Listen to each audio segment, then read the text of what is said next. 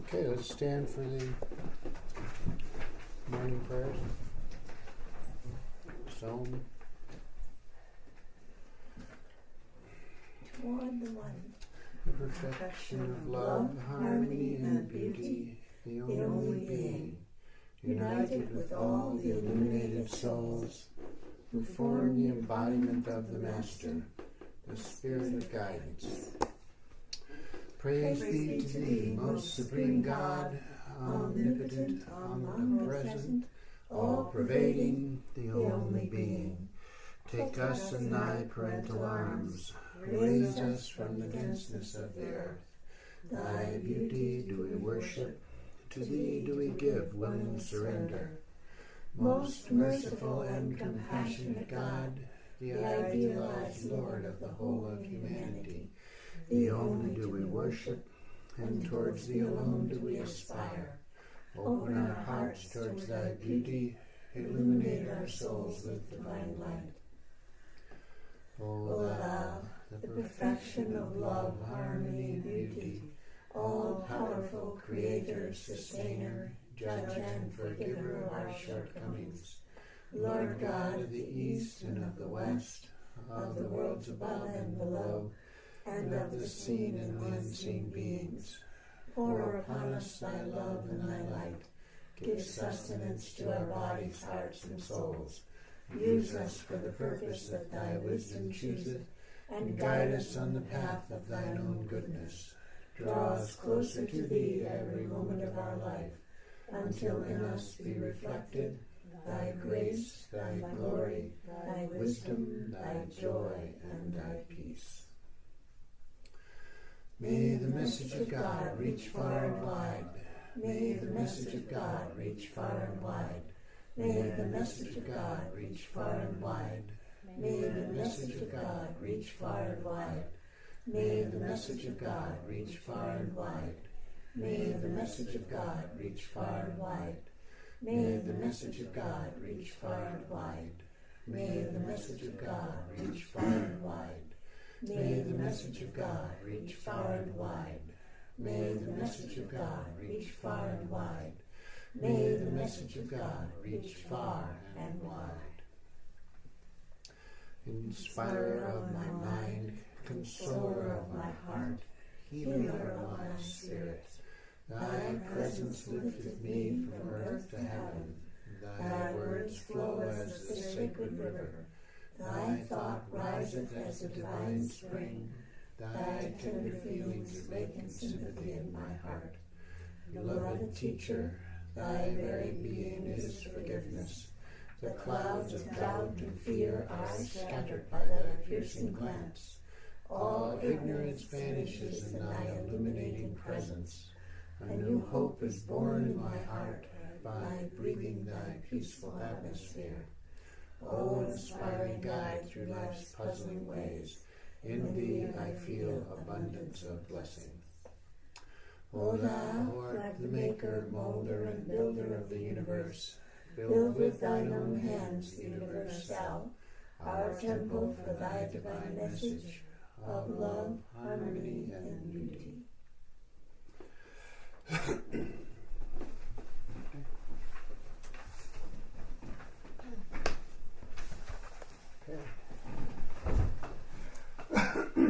Today we're going to work on, I suppose, what you would call the more philosophical aspects of the message of Inayat Khan, Pure Light, and his father. The one is the title is Rearing the Seeds of Our Inherited Qualities, which is an interesting title when you think about it. What's that mean? We're going to work on that. And the second is the spirituality to come. And we'll get to that a little bit later.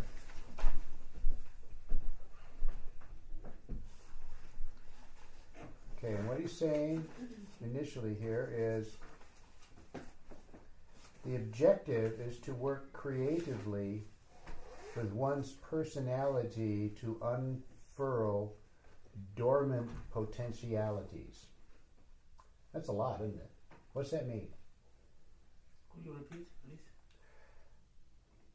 The objective is to work creatively with one's personality to unfurl dormant potentialities. There's several implications there. As a personality. Work with the personality in a creative way. And dormant.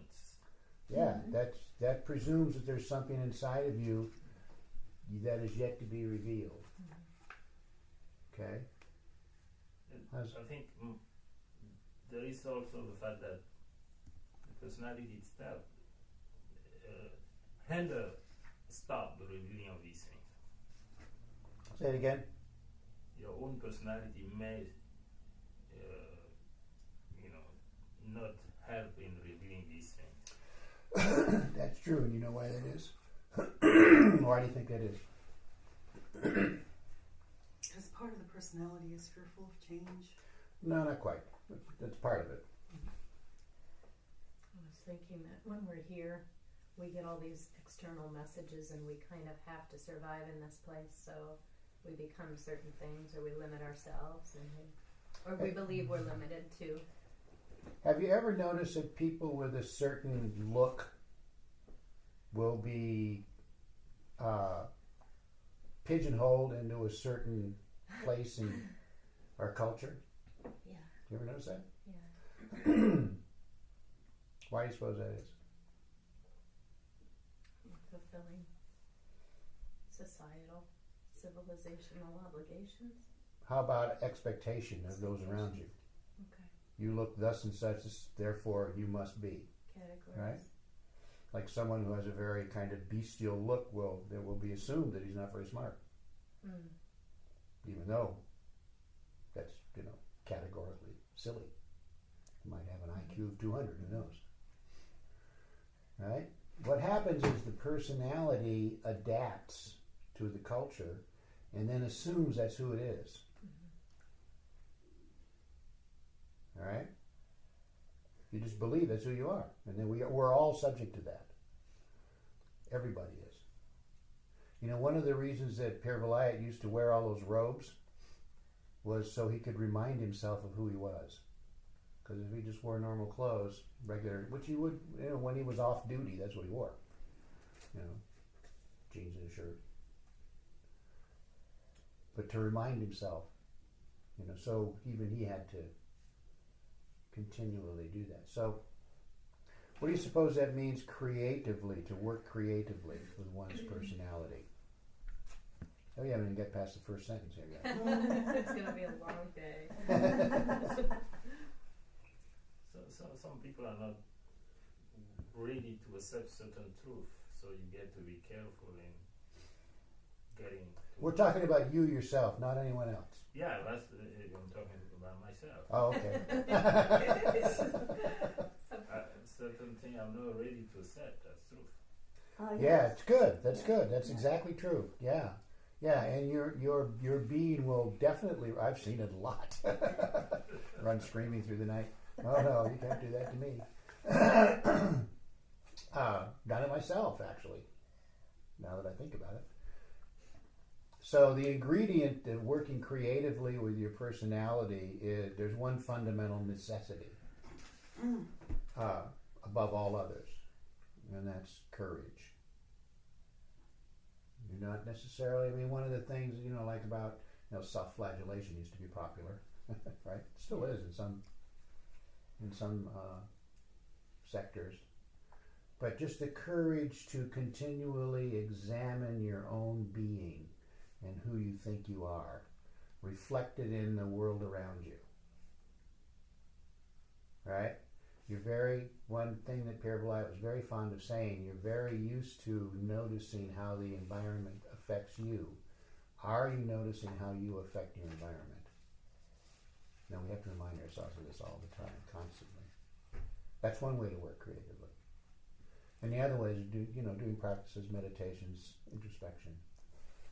Well, I'm sorry. yeah, it's through the use of imagination, So if you imagine yourself in the way you would like to be, it says in the paper here, it will pull you forward. It will act as a catalyst to pull you forward.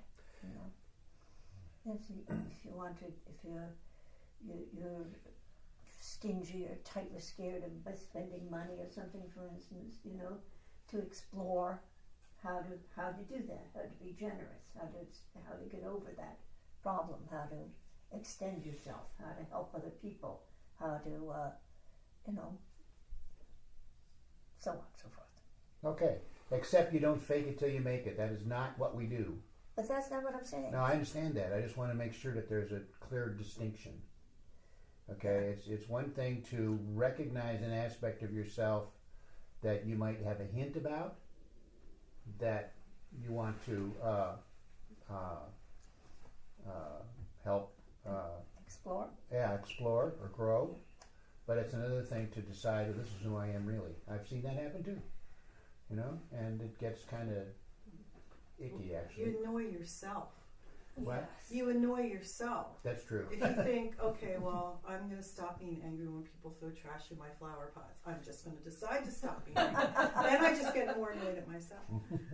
But to the previous point I was going to say, I think sometimes it can be really simple that we affect the world around us. Like in Philadelphia, there's this movement to put flower boxes on windows in neighborhoods that are in decline, and if one house does it, then suddenly the other houses start doing it, and then there's less litter on the street, and then the druggies move away. So it can be really simple. Yeah. In fact, my brother did that in a kind of a seedy neighborhood in Boston that he was living in. He just decided to go out and clean up the street. Yeah. He just picked up the trash, put it in a bag. He didn't say anything. He didn't affect anyone else. He didn't expect anyone else. But pretty soon, other people were doing the same. Mm-hmm. Didn't take long. Mm-hmm. Yeah, exactly. Yeah. And I saw another example of that on TED.com, where a man I think he became mayor of a certain town, and he decided to paint certain buildings beautiful colors, and there was some opposition to this, but he said, go ahead and paint the buildings beautiful colors, and it changed the whole neighborhood. The violence went way down, crime went way down, people were trying to make their place more beautiful, etc., and enjoying it, and then parks proliferated and so on, and it made a huge difference just with some paint. Okay, so That was the first sentence. here's the next one, which is just as magnanimous. How do we grow to the magnitude potentially programmed in our personalities? Now there's a scary thought, because that implies that you are not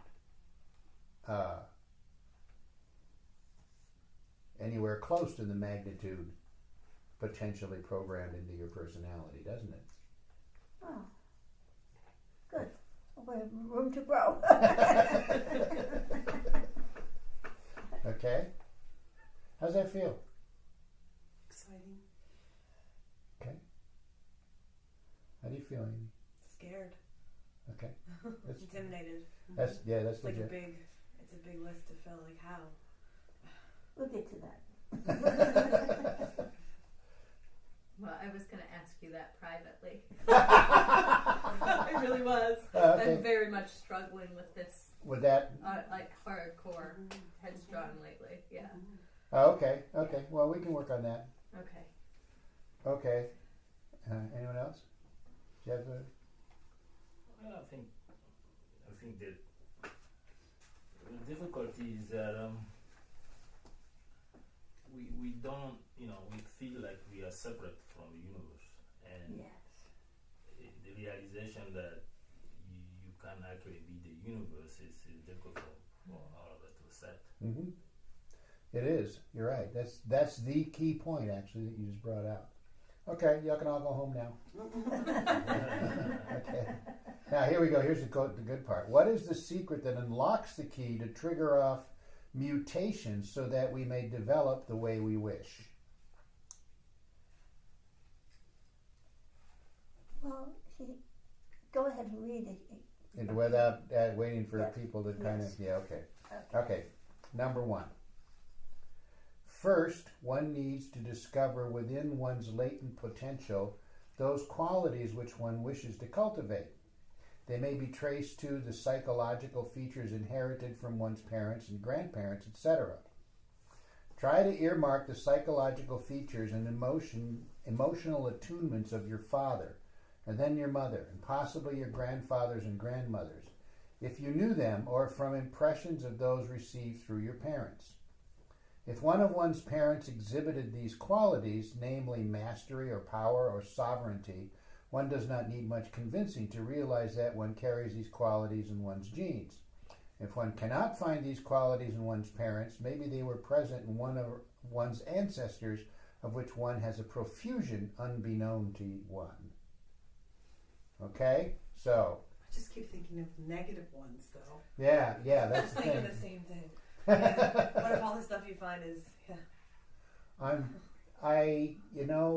That's not possible. There has to be some positive qualities. Has to be. I think some Unless of your it is unless your parent was a sociopath, total.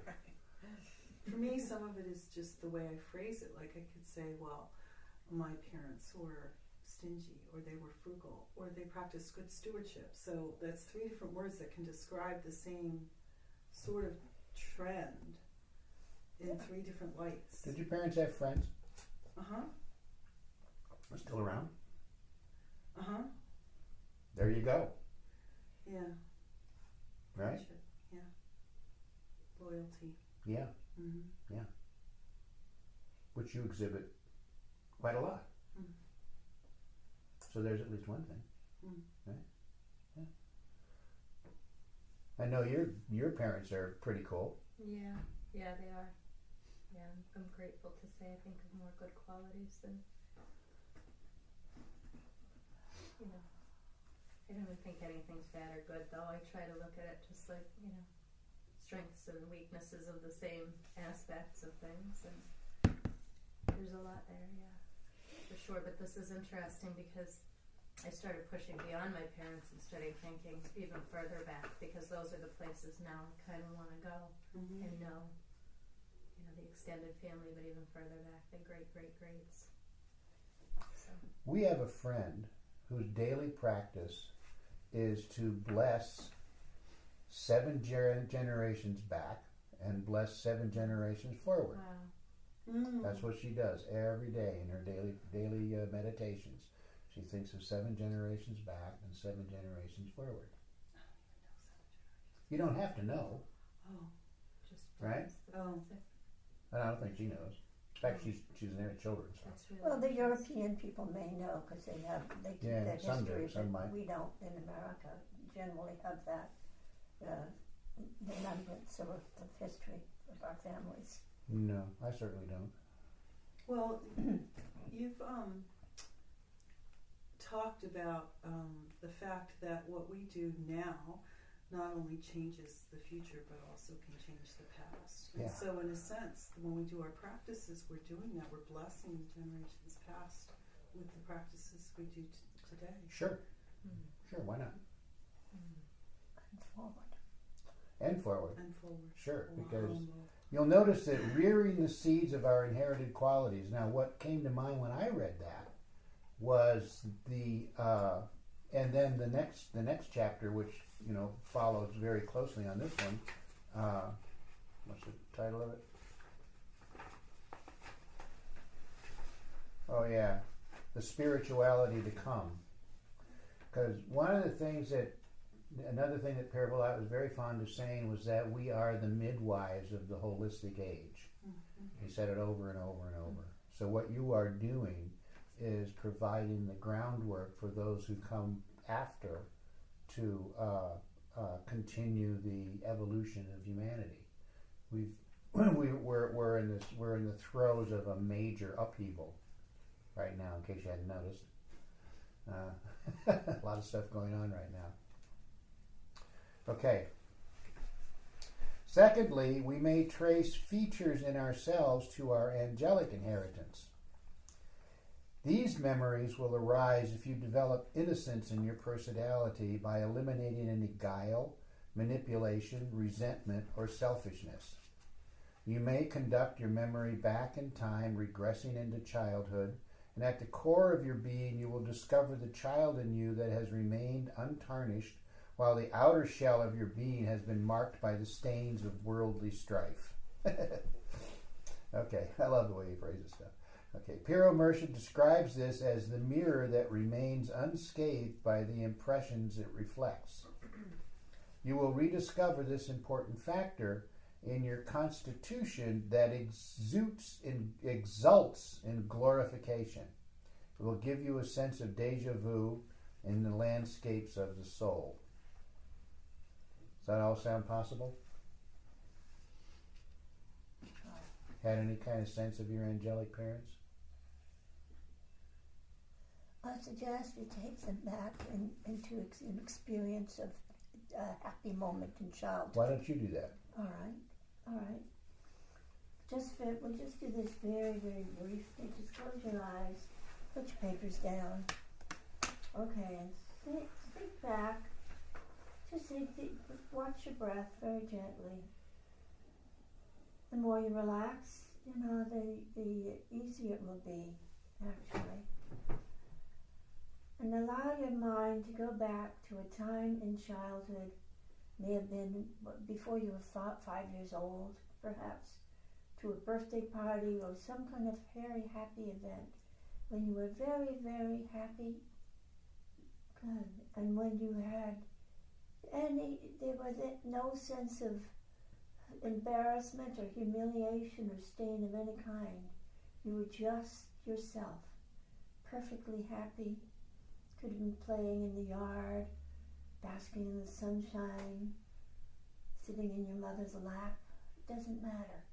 It's like that. Go back to that absolute state of innocence and remember it. Remember, just take the first memory that comes into your mind as a child.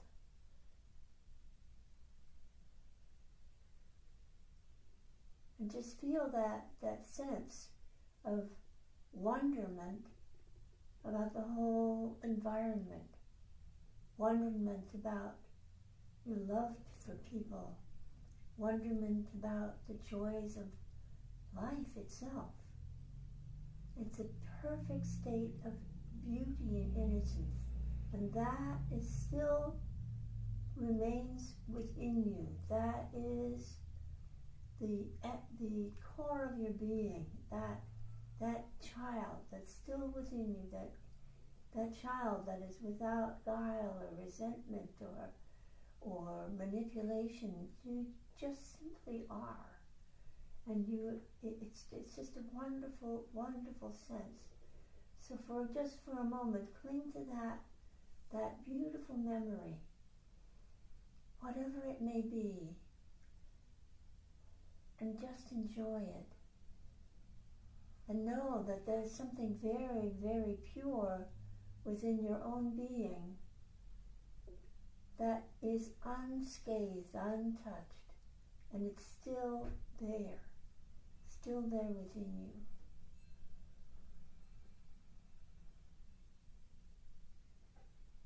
I'll just give you a moment to be with that.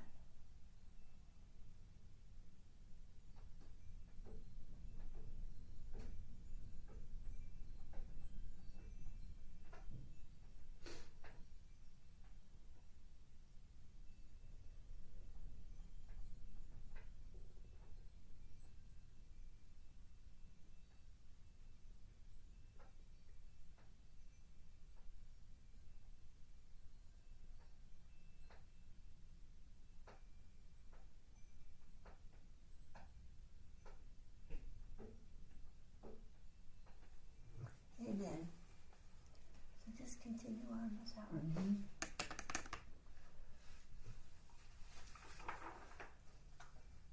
That is, in a sense, the essence of your angelic inheritance, that absolute purity of being, that's still in you. It's untouched, it's absolutely pure, absolutely beautiful. Right? As are the angels. Okay, if one finds oneself very different from either parents or those ancestors of which one has some knowledge, one may understand that one carries one's own eternal idiosyncrasies through into one's earthly incarnations, which include all qualities. That is what the Sufis call the divine inheritance.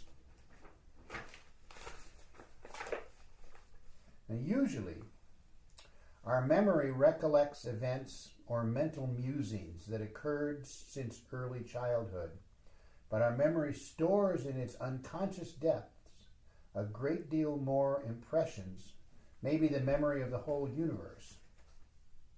To access these, one needs to follow the practices indicated in previous lessons, which we've, the Tibetan meditations. Could you remind us what those were? The Tibetan meditations. You have the material. Yeah. They're like getting more and more and more and more detached, basically. Okay. Uh-huh. The exercises to do that. And exercises with the breath. Mm-hmm. Yeah.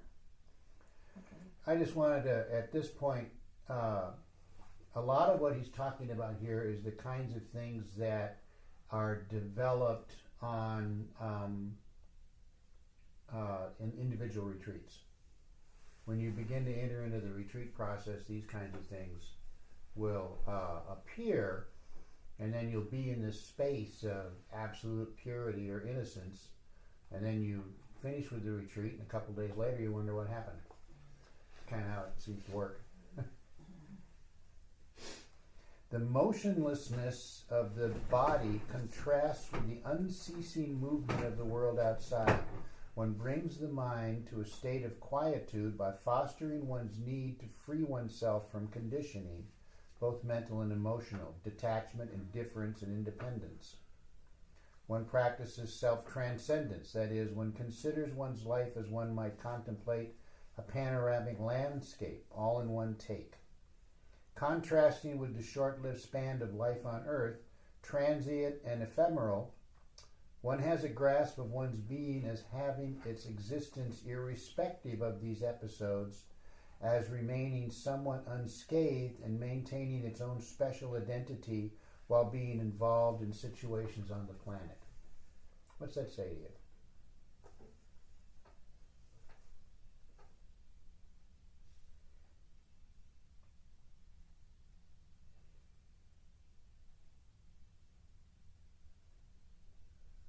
I await your... I'm rereading. Yeah. Yeah.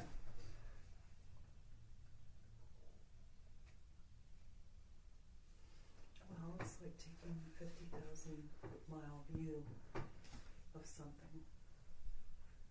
Okay. Yeah. What do you suppose self-transcendence is? Let me put it another way. Do you believe that the individual personality that you have developed over the however many years is all that you are? Well, the way that we tend to think about it, even when we read or study these kinds of things, and it's hard not to think this way, is that, no, I'm pretty cool except for maybe a few minor modifications. One or two little adjustments and I'll be much better. That's about the way we think about it, isn't it? Yeah. I would have said yeah to that until the last few weeks. But now I'm just starting to see the sameness of me through existence. And it's very, very confusing because I believed this other way for so long. And it's very different from who you think Very you are, different. right? Yeah, Yeah. and it's hard to anchor to anything for a very long time, except I just let go and like there's nothing, that is the anchor. That's fine. It's fine, but then there's all this. How do you feel about what she just said, Amy? I mean, I think we're Stop thinking. okay. I feel kind of more aware sometimes of the stuff that's out here, and the earth. I have a hard time connecting to my earthly self, that makes sense. Oh, So sure. I'm trying to make sense of why does all this stuff feel really, really hard most of the time. You know, like but also realizing that this is the incarnation that I'm at, so I've got to somehow come to terms with it. Mm-hmm. So there's sometimes a disconnect. Yeah, that's actually pretty common for people that follow a spiritual path. That's why we have monasteries, isn't it? You know, so you can glide out. Mm-hmm. That's one of the reasons. Absolutely. Yeah. How are you feeling about all that, Sarah?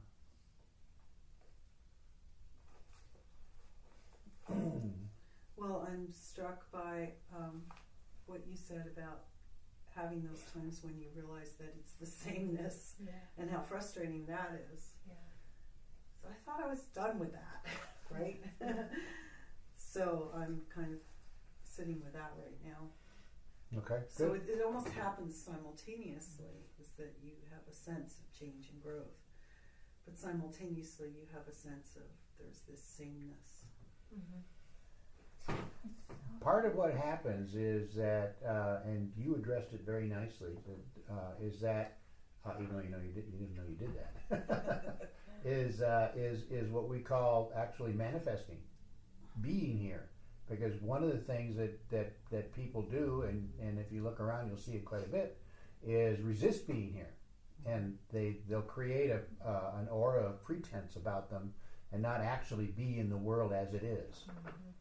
You know, I got one young man who has been working with me for a couple of months now, and that he's insisting on it's all just awful, and we need to do something about it. And you know, and I keep telling him, no, the first thing you need to do is be here as it is, not as you wish it to be. Yeah. Okay, and then when you're in existence as it is, then that transcendent being that you truly are then can really manifested within you.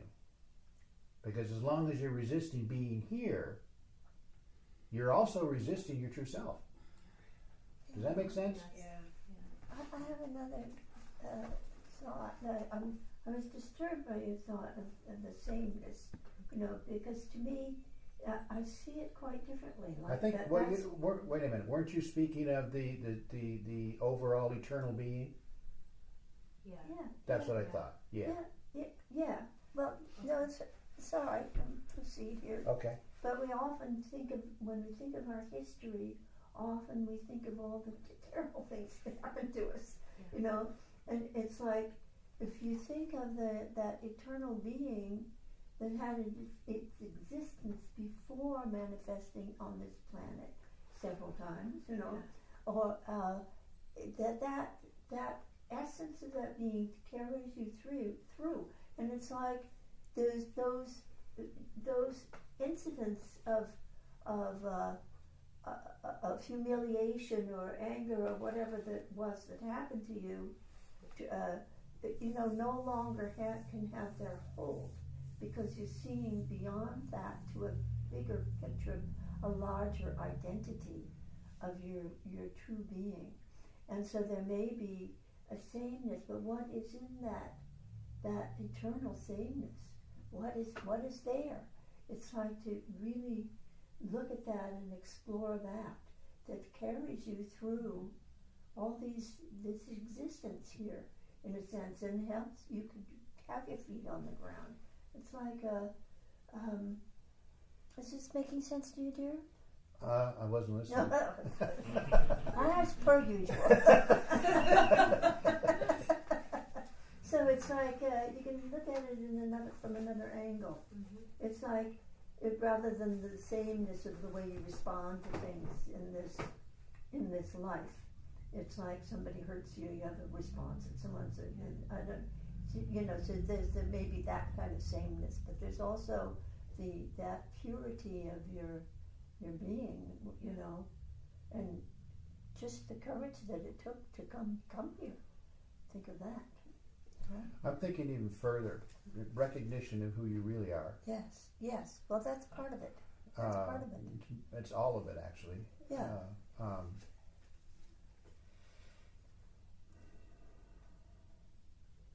If you manifest, I'm going to read on. And all We have a this- lot of material to cover. I know it is. We do, and it's a lot of it's intellectual, I suppose, philosophical. It is at these moments that one begins to have a sense of the unique and genuine features of one's real being, as one has always been, still is, and ever will be, prior, during, and subsequent to incarnation on the planet. Exactly what I said. Yep. But only better. Even while an ongoing transformation does occur, there's the tricky part.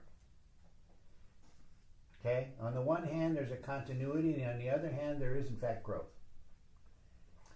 Can you see that you are a continuity in change, like a tree that, having been recurrently cut down to the stump, grows again and again, retaining its own permanent features throughout the apparent change of form? You will notice that these crowning features are in some way perfect. For example, one senses that in that eternal counterpart of one's being, one is endowed with an unmitigated sovereignty, undaunted will, mastery, splendor, and majesty, omniscient insight. How about that? Everybody got all that? You feel comfortable with those appellations? Bring it on. But what one makes of this in one's personality is most inadequate. In fact, a reduction, a degradation, conveying little of what one is in the reality of one's being. You know why that is? Because you've been told to be humble. Don't put yourself above other people. That you've been told that you are less than what you There's are. something wrong with you. You're stupid. You're inadequate. You'll never be able to be anything. On and on and on it goes. The message of the world, right? And nevertheless, you push through in some way. So, what's that tell you?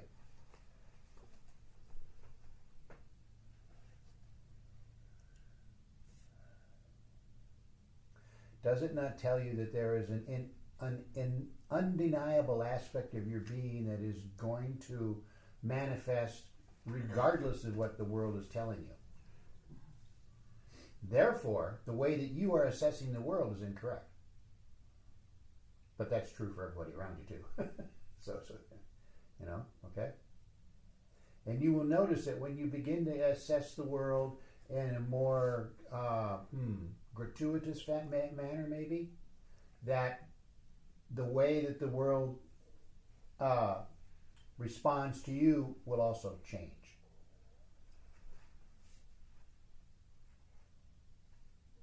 Okay, you think that's true? I know you've had, genuine examples of that, right? Yeah. So as long as you feel yourself to be inadequate, that's the way the world will treat you. When you begin to feel yourself magnificent, the universe will change its opinion. So what's that tell you?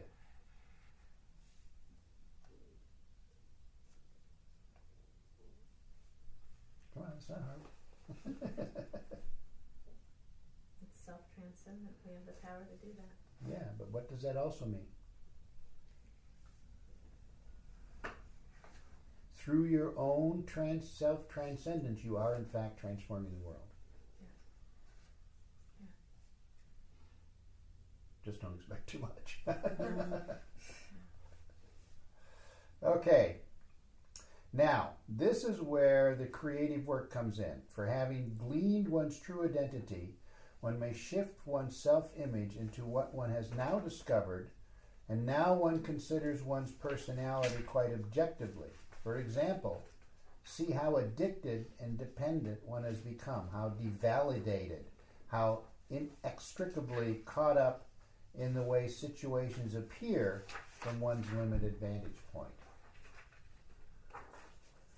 Okay, this is your part, right? Is this where- I'm all the way down Oh, here. you're all the way down. Where is that? The bottom of the same page. Start with the quality of insider mastery. Oh, okay. Okay. All right. Anyway. So, this is where we start the actual work of understanding that the way that you believe yourself to be is a way that you have managed to entrap yourself. Right? Now, I want to make something really clear, and that is that one of the things that can happen is a kind of perverse reaction when you hear these kinds of things. Oh my goodness, what a mess I am. I need to get better. Well, I'm just better. I just know I'm better because I've read that I should be better. Therefore I am better. Right? And end up becoming, you fake it till you make it kind of thing. I once kind of said that to Pierre Vilayet, and boy, did I get yelled at. No. It has to be authentic. Absolutely has to be authentic. So how do you know if what you're doing is authentic or is just something that you're manufacturing in order to do an intellectual exercise, so to speak? And then try to convince others that you're much more wonderful than you actually feel yourself to be. How do you know? It doesn't feel authentic. Yeah. You can convince yourself of it, though. People do.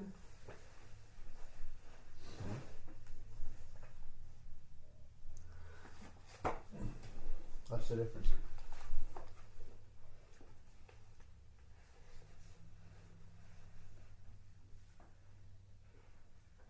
It's not hard. It's pretty simple. You're continually asking yourself, what am I doing now? Over and over and over and over and over and over. Constantly. It never stops. Okay? It's real simple in that respect. And it will make you uncomfortable. You will be uncomfortable at times, recognizing that you're doing something that's inappropriate to your actual self-transformation, self-transcendence. So, you explore the discomfort, right? Okay, now should one earmark the features of one's eternal being, extricating it from our human inheritance, one will have touched upon a key that has the power to transform one's being beyond recognition. Ooh. Say that again. Should one earmark the features of one's eternal being, okay? In other words, he always uses the word earmark, which just means identify, basically. Okay, the features of one's eternal being, extricating it from our human inheritance. In other words, separating it out so you can, as a To see that it's distinct from, is that what you mean? As distinct from the human inheritance, right? One will have touched upon a key that has the power to transform one's being beyond recognition. So that whom you think yourself to be will just be dissolved into the being that you truly are. Think that's going to happen? What do you think? I think it's a beginning. Think it's a beginning? Okay, what do you think about it? Because all of this is like, whoa, I don't know if I can do this. Like when I'm looking at your faces, I can say, I'm not sure I can do this. Yeah, it doesn't seem likely in this lifetime. Okay? Well, no. is it so much something that I have to do as just compared to something I have to allow to happen? Yeah? Yeah, but nevertheless, you still must make the effort, the steps. You have to follow the practices or whatever it is that you do, right? Because that's where the transformation really takes place in a very specific way by doing the work. Okay, the next step consists in envisioning very precisely how one's personality would be, how one would handle situations, relate to people, if one would assume the features of one's real being. Choose tandem qualities you wish to work with. For example, mastery and sovereignty, insight and wisdom, compassion and magnanimity, splendor and excellence, truth and sincerity, ecstasy and glorification, intuition and receptivity. So the thing I was going to do would fit there if you want me to do it now. This is the one? Well, I thought about it from down here, but it fits here, and maybe it's more. You want to do it there? Does it make more sense? Yeah. Okay, Sorry. go ahead. Okay. So, thank you for doing a little meditation with me. So make yourself comfortable physically with your spine straight. And take a deep breath. And as you exhale, just release tightness and tension. And imagine that you are floating on a quiet body of water. The temperature is the same as the temperature of your skin. It's very supportive and buoyant.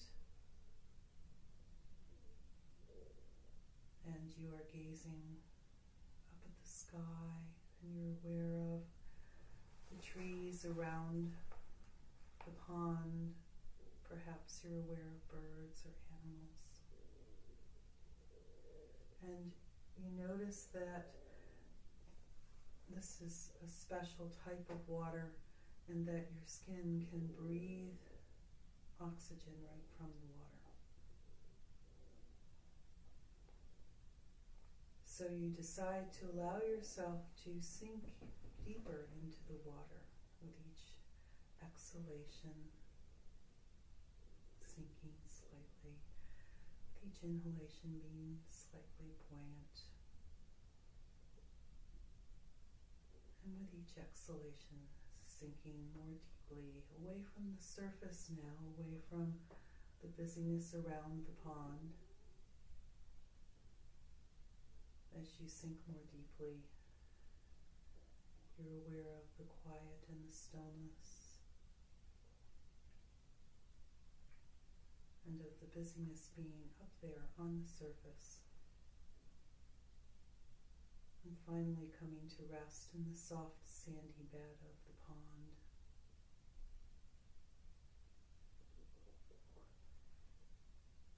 And here in the depth and the quiet of your being, allowing yourself to experience your authentic self, your divine inheritance, feeling the energy of that.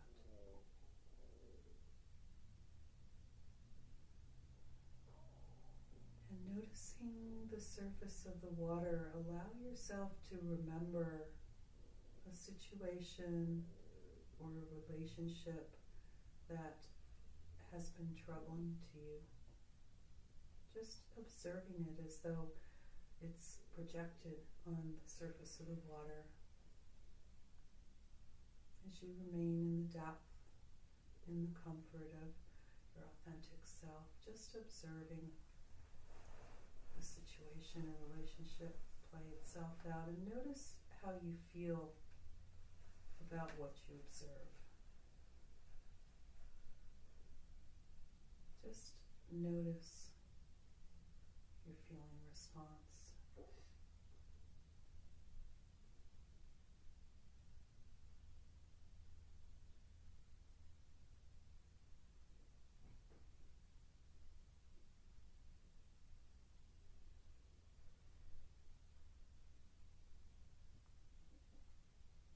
And now tune in more completely to this sense of your authentic self, and imagine how could that situation or that relationship be different.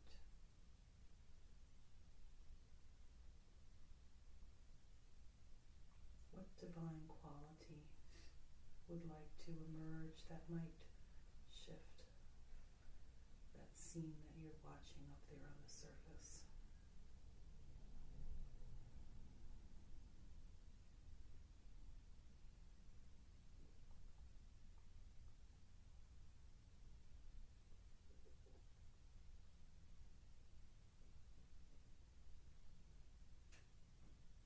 And let your imagination see that situation shift.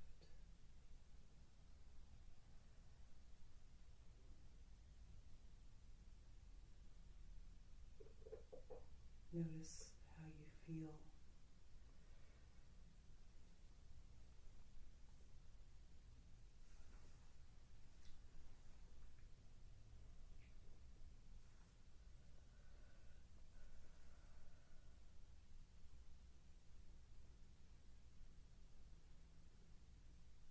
And now take a big breath. And with each inhalation, imagine yourself becoming more and more buoyant, floating from the surface, floating toward the surface of the pond, away from the sandy bed, becoming more and more aware of the area around the pond, the busyness of the outside world. Becoming aware of being in this room, sitting in your chair. And when you're ready, you can open your eyes.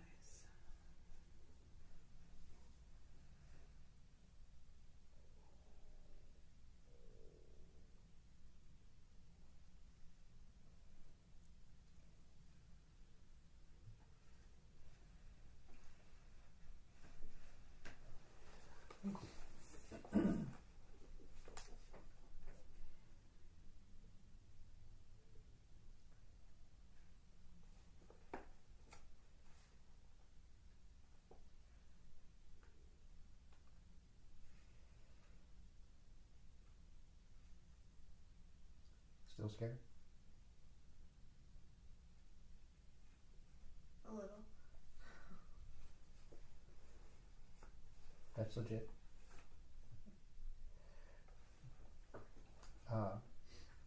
You always have to go through these moments of fear, I suppose, when you experience a transcendent expression of your true self.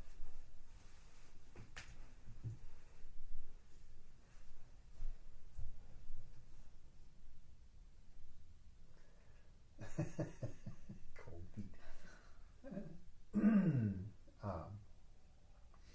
And the key always is to push through, because of course you have the capacity to do so, because you've had the hints, the clues that tell you.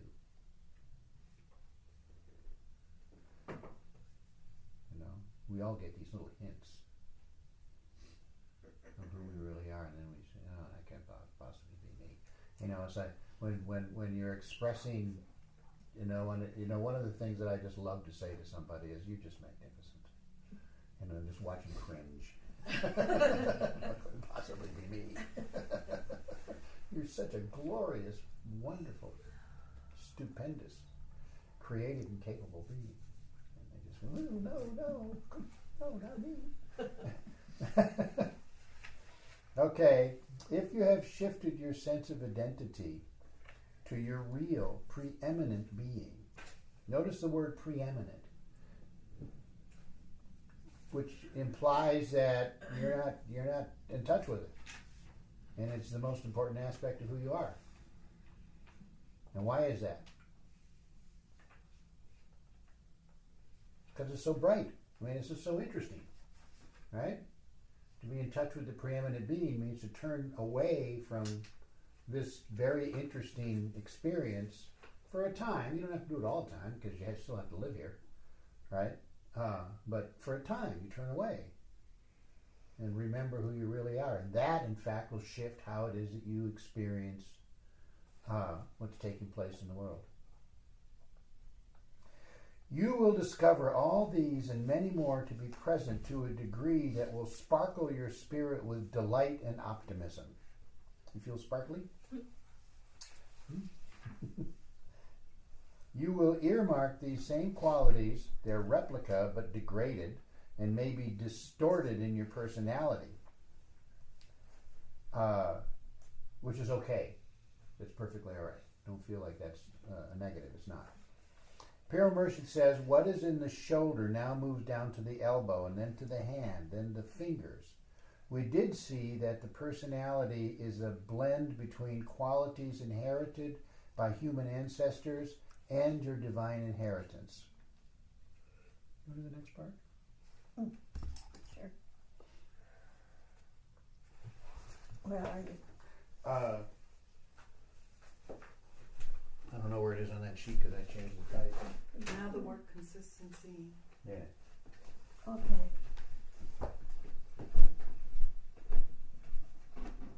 Now the work consists in seeing how the features inherited from your ancestors overshadow those belonging to your divine inheritance. Yet those of one's divine inheritance can prevail if one strongly and relentlessly identifies with them. On the other hand, the inheritance derived from one's forefathers was originally the divine inheritance in them that most probably suffered from the limitation handed down to them through their forefathers.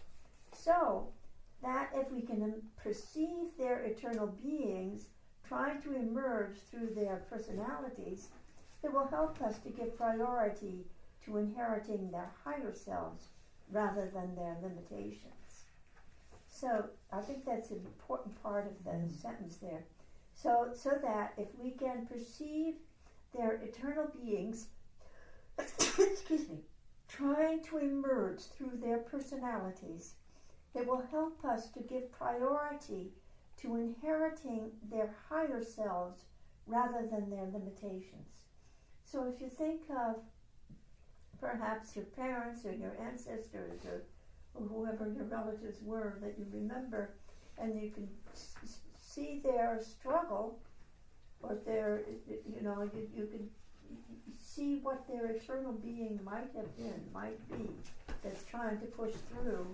It's in other words, you're taking a step back to look at what is perhaps very positive in your ancestral heritage. It's like I thought about it for a long time because I didn't see anything in my my mother was rather saint-like, so I can say that. But it's like I had said, I'll have to skip this part because there was nothing in my family that I want to emulate. But actually, when I think about my both sets of grandparents emigrated from Europe. They weren't rich people. They were laborers. They were, and they took a chance. They took their courage up and and came to Canada first of all, and then to this country. So there was some sense of courage and taking place within those people. They wanted to do something different, no matter how much they remained the same. Yeah. It's like, for instance, my Scottish grandparents never lost their Scottish accents, so they were still hanging on to their Scottish heritage. But at the same time, they had that thrust to go forward into the new world and to come here. So there was something. That's just an example. So if you can look at your parents and your grandparents and see what is trying to come through with them, but it often became distorted, But still, there's something magnificent that wished to come through. Was coming through. All right. I'm sorry, I'm talking too much here. Of course, it will help us to understand them better and in some cases establish a better connection. our real being will resonate with their beings. We will consequently find that the divine dimensions of our being resonate with those of our ancestors, even though our personalities may differ. This may help people harmonize with parents they may have rejected or who rejected them. Yeah, to me, this makes more sense. This makes more sense to you then? Yeah, because I always felt like the parents, we choose them. And, well, we may or we may not, but We that's choose the them, thought. that and we choose them. just like you get to a certain point in your study and you look for a college or university Yeah. to go to. It's your choice. And that school is trying to find where you can best accomplish the thing you want to learn and pursue in life. Mhm. So you might rebel against your parent, but on a cosmic plane, you choose them. Yeah, there's differences of opinion on that. I agree with you, but other people do not. They think that they want to get to the planet so badly that they'll take any parent, But there's difference of thought in that. But in a sense, you're absolutely correct in that there is something that through your parents that you can gain through your own development. Yes. And that's a very beautiful thought and very well phrased and thought out. Even a situation where the parents were alcoholic or bad, we have seen children that flourish. They became great musicians Yes. because they use that as a stepping stone to make themselves Yes, their personality come out. yes, that's right. So Something wonderful emerges. Yeah. You can also posit that every single being on this planet is in fact struggling to manifest their true self, even though they may be very far away from grasping that reality. yeah. Okay? So that's true of every single person. Hard as that may be to accept sometimes. Thank you. Thank you for that.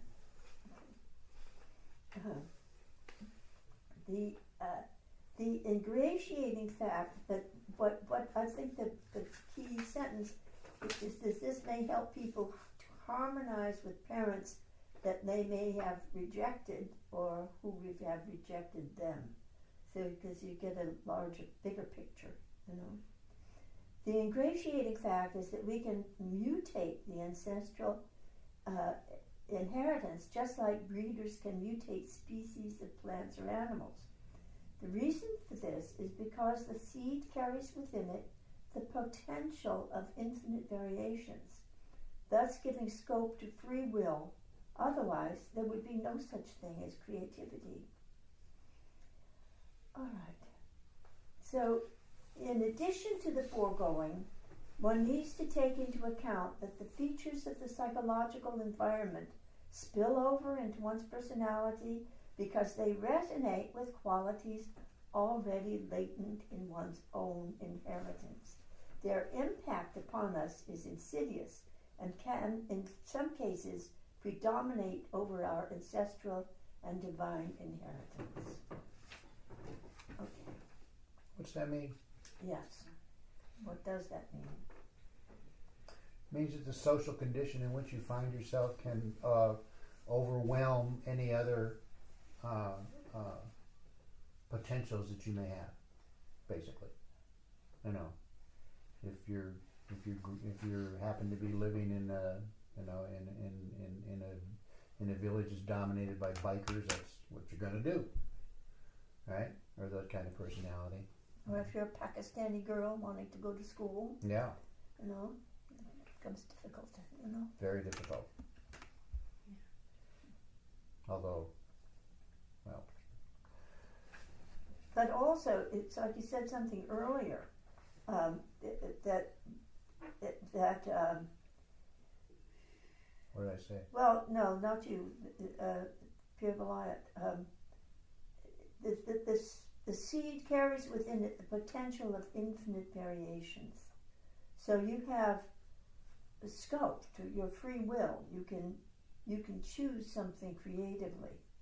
So if you see some quality in you, it may not be the perfect one, but there's some aspect of that personality, quality, you can develop it, expand it, shift it.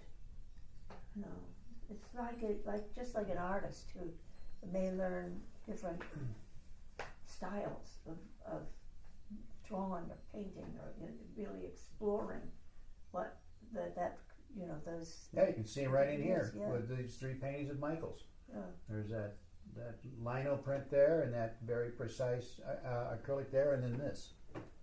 Very different, all 3 very different pieces. Yeah. He was a real Sufi, my friend Michael.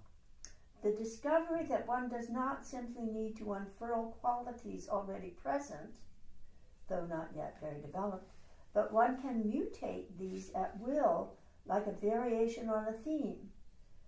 It opens up new perspectives and is the only thing that affirms our status as aspects of God, gifted with free will, with creativity. Imagine how you could be.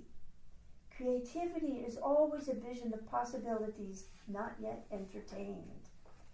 I love that. Creativity is always a vision of possibilities not yet entertained. It is future-oriented. That image of yourself as you would like to be will lure you forward. You will adjust the present idiosyncrasies of your personality to approximate more and more to those of that image. Just an amazing thing there. Start with a quality, for example, insight or mastery. Envision how you would be if you were continually highly aware and alert and were always guarded against the way things or situations appear. Continually cast the light of your insight into all situations so as to be able to discern what is enacted behind situations. Imagine how you would be if you were continually in control of situations, could act by self-motivation rather than react to challenges. This must be a very precise picture of yourself, transformed the way you would like it. All right, let's just stay with that for a while. And imagine yourself as you would like to be. Just close your eyes. Put your papers down. Is there something you would like to do, or you would like to be, or the way you would like to react to people? And just allow that imagination to take root in your being. It's an act of creativity. It's in a sense a metaphor of who you are.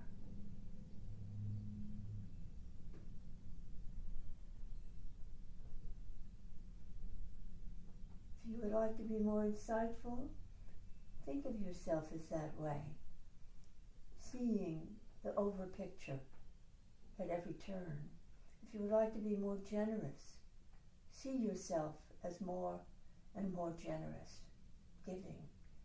If you would like to see yourself as more majestic or powerful, see yourself in that way.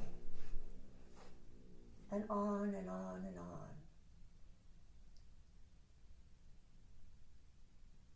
See yourself relating to people. See how you would hold yourself, how you would walk. See how people relate to you.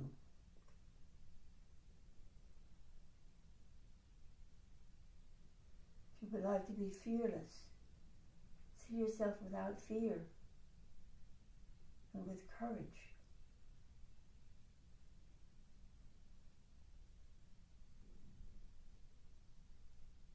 And enjoy it.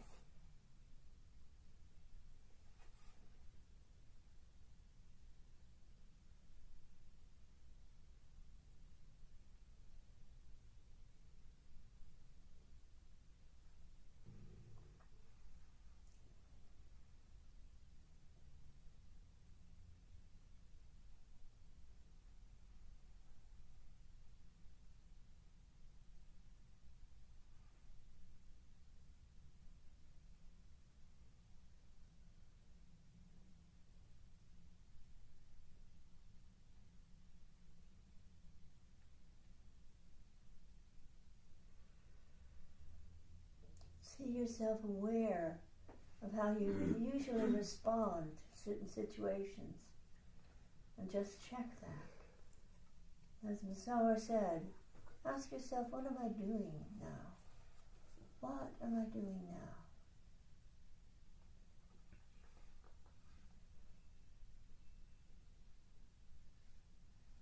You're always blaming yourself for something. Watch that. Check that.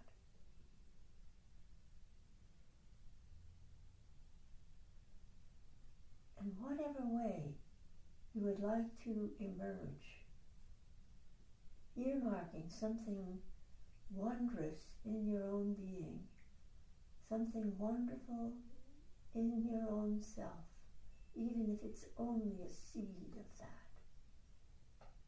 Allow it to unfurl.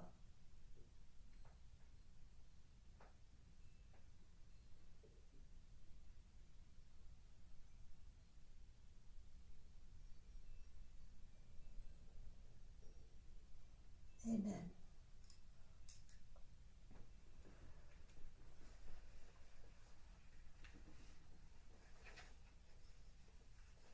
Sorry, take over. Okay, a helpful hint to inspire us to begin to work on this practice is the nightly review. Actually, I learned this practice from the Self-Realization Fellowship with Vivekananda's group, so it's common to all esoteric schools. Each evening before retiring and before falling asleep, after you are in bed, think back over the day, beginning with the last hour and working your way backward through the day. Earmark when you were in control of the situation and when you were not. Don't analyze unnecessarily, but just make a note. Then make an affirmation that tomorrow you will be more aware of who you are and who others are in their real being. See if this effort does not reap rewards. And it does. It works very well because after a while you get used to experiencing the moment as your higher self sees it.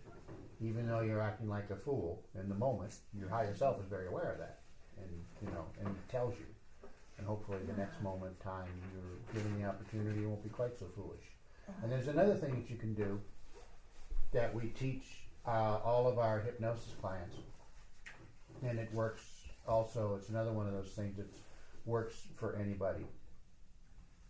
And it was an insight by a French psychologist named Coué, who worked very hard on affirmations, that kind of thing. And what he does, what he advises is that when you're laying in bed at night, after you do this introspection, after you look through your day, lay there with your hands flat on the sheet and think to yourself, every day, in every way, I am better and better. Press one finger down on the sheet. Every day, in every way, I am better and better. Next finger. Every day, in every way, I am better and better. Next finger. Until you've done it 10 times. If you do this just before you fall asleep, that's the last impression that your mind has. Right? So guess what it's going to do all night? It's going to work on that. That's what it'll do. The last thing that you think before you fall asleep is what your mind works on. Okay? Yeah, I have a further thought from the text here, that as you are aware of the divine inheritance in every being, every soul you come in contact with, that you vow to just see the best in each person, see the very best. It's like, and see the good, and ignore the rest. Even though you may see it, you don't have to acknowledge it necessarily, but you strive to see that soul that's coming through, with every being. I love the thing that Hafiz wrote, that upon waking in the morning, to say, show me all your news of love, and where will I find a friend today? Repeat it. Show me all your news of love, and where will I find a friend today? Lovely. just start every morning that way. Okay, we made it through the first part. Do we need a small break? Well, we're going to do noontime prayers. Okay. It's Okay. only 11:19 though. Well, we'll do prayers. It'll take 10 minutes or so. And then Okay. we'll have a nice break. Because we've just stuffed their brains. Overstuffed, I think.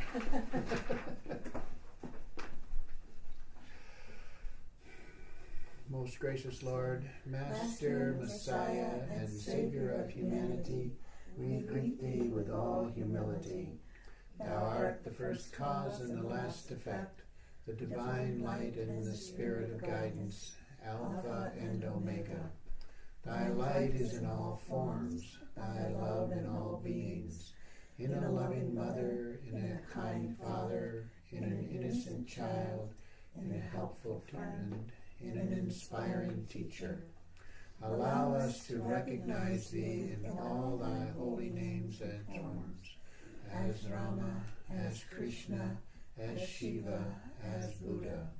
Let us know Thee as Abraham, as Solomon, as Zarathustra, as Moses, as Jesus, as Mohammed, and in many other names and forms, known and unknown to the world. We adore Thy past, Thy presence deeply enlightens our being, and we look for Thy blessing in the future. O Messenger, Christ, Nabi, the Rasul of God, Thou whose heart constantly reaches upward, Thou comest on earth with a message, as a dove from above when Dharma decays, and speakest the word that is put into Thy mouth, as the light filleth the crescent moon. May the star of the divine light shining in Thy heart be reflected in the hearts of Thy devotees. May the message of God reach far and wide, illuminating and making the whole of humanity as one single family in the parenthood of God. Pour upon us Thy love and Thy light. Pour upon us Thy love and Thy light. Pour upon us Thy love and Thy light. Pour upon us Thy love and Thy light. Pour upon us Thy love and Thy light. Pour upon us Thy love and Thy light. Pour upon us Thy love and Thy light. Pour upon us Thy love and Thy light. Pour upon us Thy love and Thy light. Pour upon us Thy love and Thy light. Pour upon us Thy love and Thy light. A torch in the darkness, a staff during Thy weakness, a rock in the weariness of life. Thou, my Master, makest earth a paradise. Thy thought giveth Thee unearthly joy. Thy light illuminateth my life's path. Thy words inspire me with divine wisdom. I follow in Thy footsteps, which lead me to the eternal goal. Comforter of the brokenhearted, support of those in need, friend of the lovers of truth. Blessed Master, Thou art the prophet of God. Okay, amen. So are we taking a Yeah. break? How many minutes? 5, 10? No, we're going to stopping for lunch. We are already? Mm-hmm. Oh, Okay.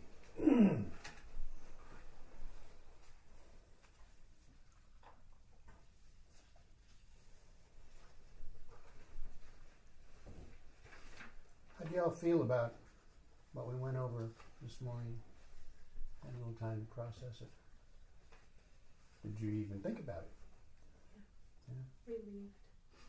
Relieved. Yeah. Oh, that's interesting. Yeah. I always come here like whatever it is that I'm having a challenge with, the day always brings relief to that. So I feel great relief to all of that information. Okay. Anybody else? A sense of the work to be done. Work to be done. Okay. Yeah. How about you? It was the most important stuff. So a lot of things to meditate on. Yeah, that's true.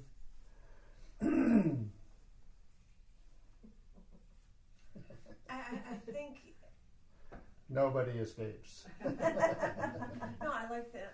What really resonated for me, number one, what he said about choosing our parents. I really do feel that, and I think when he kind of likened it to kind of choosing a university or something, choosing people that you really need to have them highlight things in you that you need to work through. So I think that's interesting, and not only that, but the part about if we're kind of able to look at the highest self of somebody and see that part of them and really concentrate on that, that kind of just made it a little easier for me because I thought, well, I can do that. Yeah. You know. Yeah, you don't necessarily have to tell them. Right. No, but Right? you really just it makes it easier to wade through the other stuff when you know what you're looking for. You know, so I thought that was good. When Nice. it becomes practical, down to earth. Nice to know people are paying attention. That's it.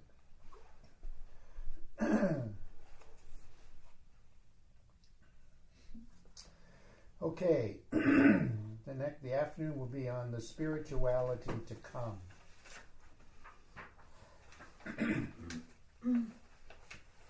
Now, what I'd like you to do as we go through this material is to suspend any ideas that you may have already formulated about what the spirituality to come should be. Okay? You understand what I mean? Okay, good. I'd like to give a sense of direction to the meditations for the future. In general, what would be the spirituality to come? I won't say the spirituality of the new wave because the new wave is already old-fashioned. First of all, one wants to avoid opening one door and getting into a meditative state and then closing that door and getting back into life again without any kind of relationship or coordination between the two. In general, I would say the spirituality of the future would be a spirituality without a belief system, dogmas. You're supposed to believe in this and you're supposed to believe in that. It would be a spirituality without do's and don'ts, and a spiritual activity without gurus. That means without people who proclaim to be superior and who have all the answers. It will be much more experiential, and it will give much more scope for your individual incentive. The spirituality of the future will also have to take into consideration the advances that have been gained in the realm of science and technology. For example, we have been the new awareness.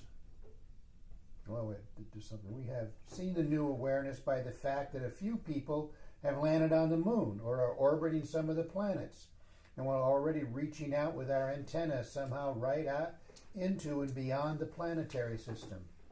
In a way, one could say that we have all landed on the moon and seen the Earth from outer space. Only a few of us have done so. It's a part of a way of thinking which bids for a tremendous awakening of humanity, even though it is just a few pioneers who are exploring the new dimensions.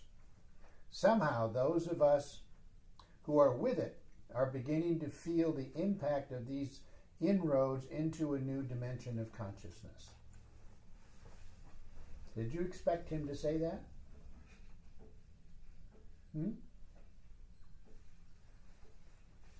When you think of spirituality, do you all connect it with burgeoning technology? Do you? I do. Most people don't. That's surprising. Okay, you didn't. You shook your head no, didn't you? No, I don't. Yeah. No, I don't Yeah. think of it. Right. Interesting, isn't it? What about you, I Ms. don't know. Leland? I don't know because there's all this technology around, new developing technology around understanding the brain. so that Yeah. they say, oh, we have found the God spot in the brain, etc. Yeah. So Mhm. I'm not sure how I feel about that as a legitimate connection. I think only some people say that. Yeah. Yeah. But could you do what you do without the new technology, for instance? No, that's the other thing I was thinking is. Yeah. Yeah, isn't that cool? And then this recording is going around the world. Isn't that cool? Yeah. You know? So that had a certain impact. But I think he's also talking about a few individuals having an experience that the whole can own. That's right. So how is that different from in medieval times, the priests saying, you know, that the priests saying that they are the method by which you can connect to God? Well, it isn't that we identify so much with the astronauts themselves, you know, but when they came out with a photograph of the planet Earth from space, it's like that's something that everybody could identify with and change the kind of consciousness of what is possible and what the planetary existence. So there was a quantum leap in consciousness when that happened. So I think that's Absolutely. part of it. And he's saying, I don't know if you got to it yet, but without do's and don'ts, without the priest saying do this, do that, this is immoral, that's immoral, and so on. So it's without that. You know, it's so it's quite different, I think. You know. So that would presuppose. Well, the thing that I was thinking as I was reading that material is individual responsibility. That was the thing that came most strongly to my mind, is that we at each, you know, as this era begins to unfold, that individual responsibility becomes more and more a requirement, really. You know, rather than just being little sheep doing what you're told. Individual responsibility also presupposes that you have the capacity to say, no, I won't do that. Right? That's kind of what's going on now. There's a lot of that going on in all kinds of ways.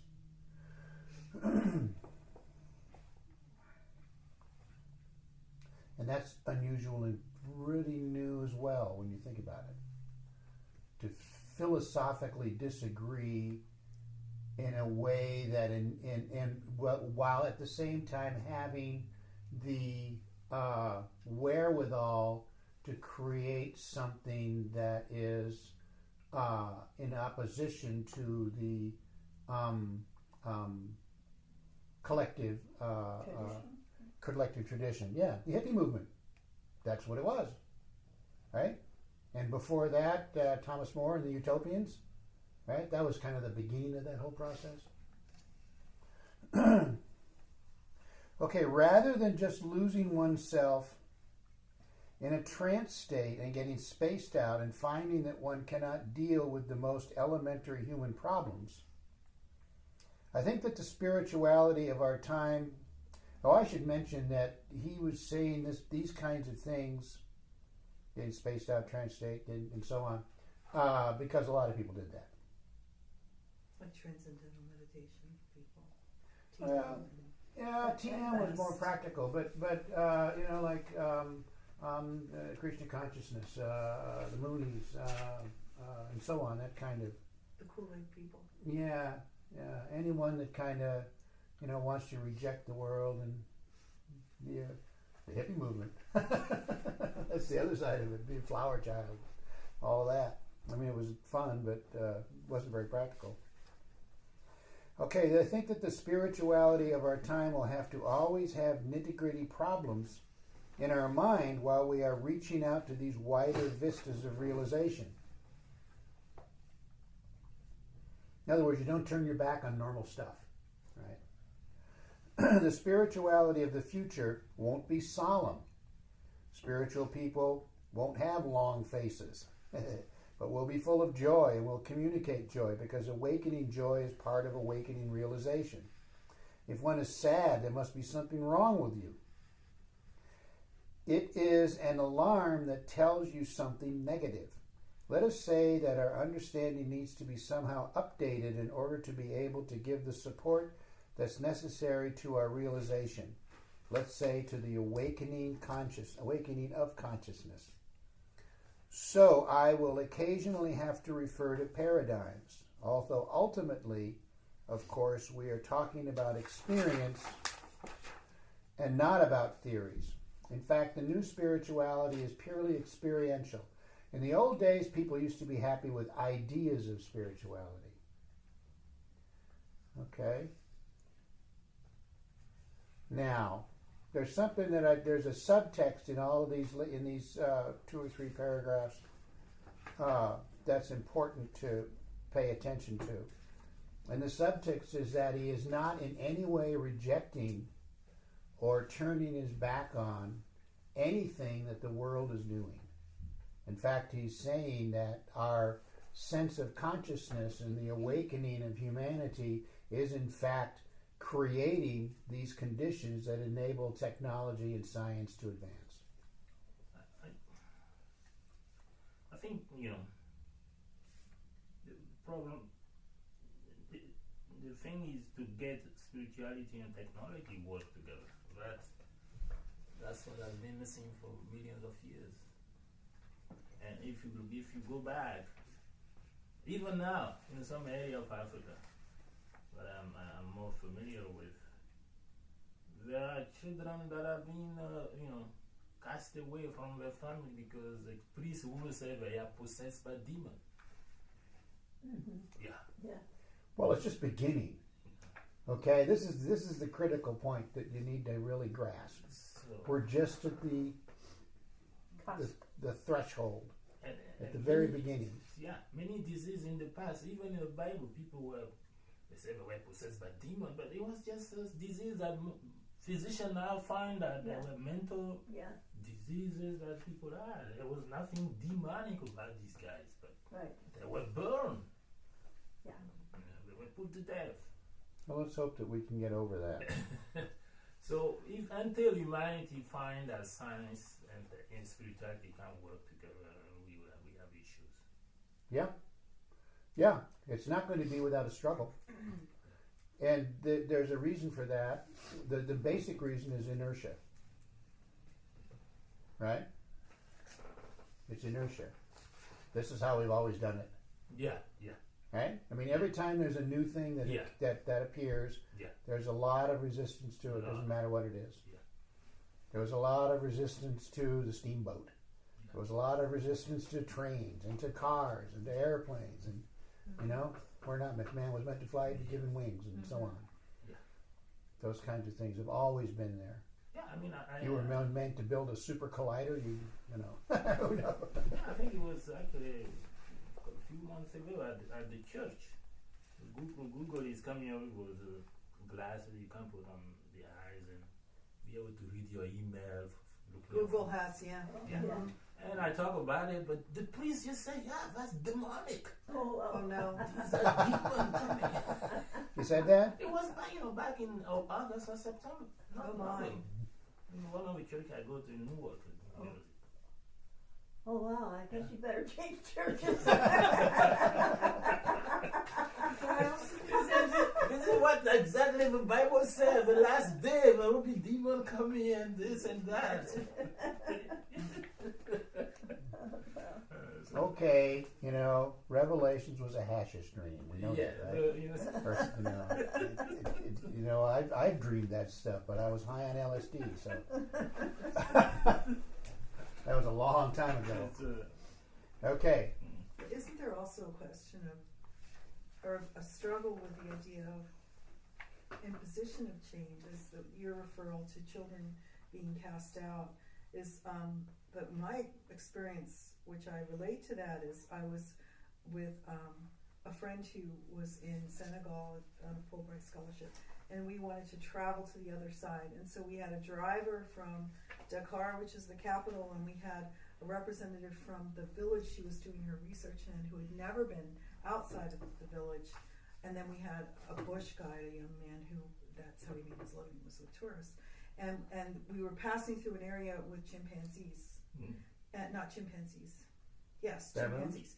Maybe baboons, yeah. And I said, oh, let me out. I want to draw them. And they went crazy. And I only understood this much Wolof, so I didn't know what was going on. And later, my friend who was living there said to me that they were saying that if they let me out, the baboons would kidnap me and rape me and then cast me aside, and I would have a child who was, deformed.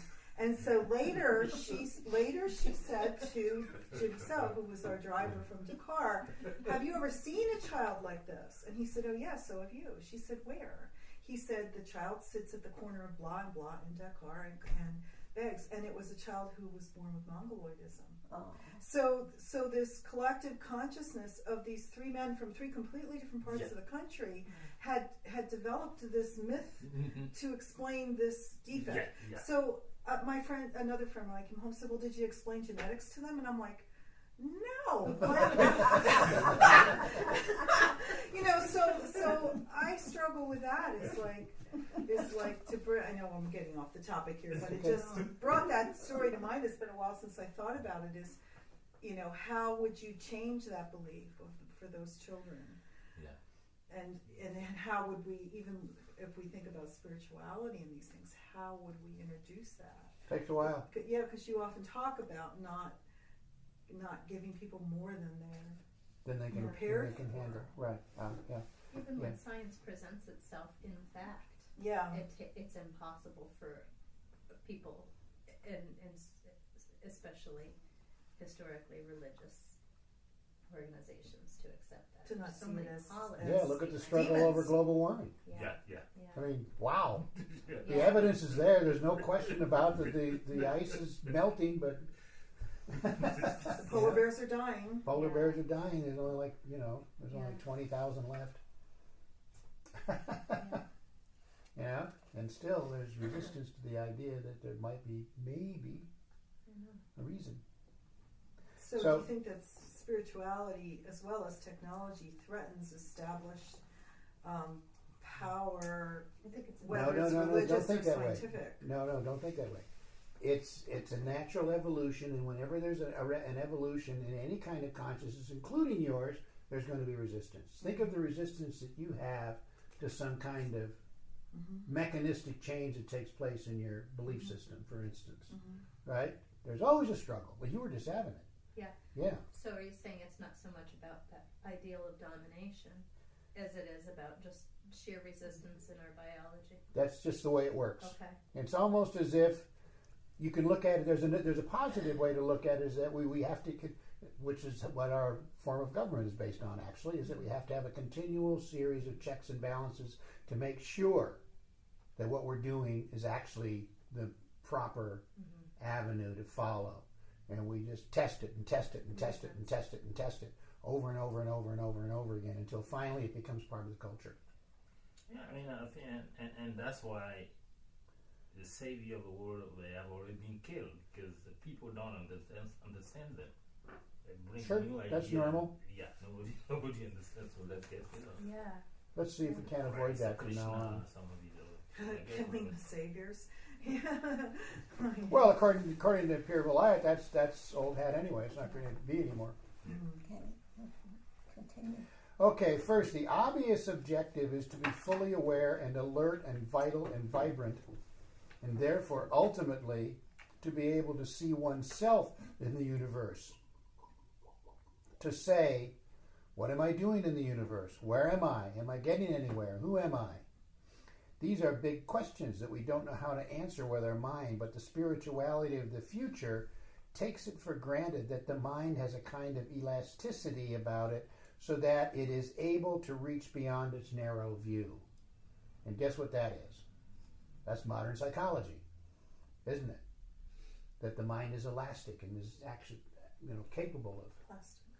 Well, the brain itself is elastic, plastic. Yeah. Actually. Yeah. Okay? Okay. Now, one of the best models for us is to imagine the cells of a body that would be stuck within the environment and they would find their neighboring cells a nuisance, constraining them within a very small area. And then the cells of the body, or that are like the blood cells, are able to circulate throughout the body. The smart cells of the brain might have some kind of hunch as to the thinking of the whole body, instead of just being confined to that little area there like the cells were before. Think of yourself as a cell within this enormous being that is the universe, which is what one has always called God, traditionally. But since there are so many anthropomorphic projections in that word God, I'm using a word which Murshid used when he was thinking about the building of the universal, and that is the universe. Or maybe the universe is the new word for God, and it doesn't hurt the sensitivity of people like scientists, for example. Now, if you transpose the universe to the scale of the human being, just imagine a person who has been living in a little village and is only immersed in the small problems of a village. When the villager starts going on a world tour, already the whole way of thinking of the villager is going to be very different. Now imagine that the villager takes off into the challenge of the future. I hope he or she might be okay. How would the universe appear if you are floating into outer space? If you get into the consciousness of a spaceman, you are looking at things from a cosmic point of view. Okay, we can do that actually. That's one of my favorite meditations. To just close your eyes and be aware of your environment right around you. The people in the room. You've all looked around the room. You've seen the pictures and the books. Where other people in the room are sitting. Maybe there's an aroma that you're familiar with. A sense of the space of the room and the adjoining rooms. Just settle into that feeling for a moment.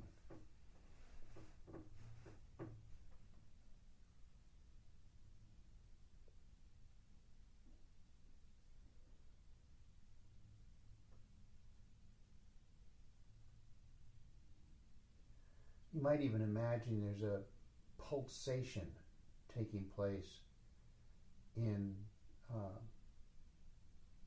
the rhythm with your breathing. It would not surprise me a bit to find that everyone is breathing in the same rhythm or very similar. That's really common.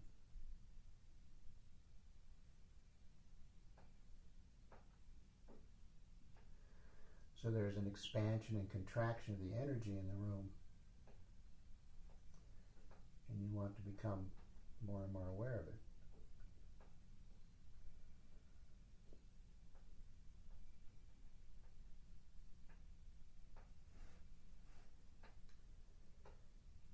Now, as you do that, if you would, let your consciousness expand to encompass the house. You know, you all pretty much know what the house looks like.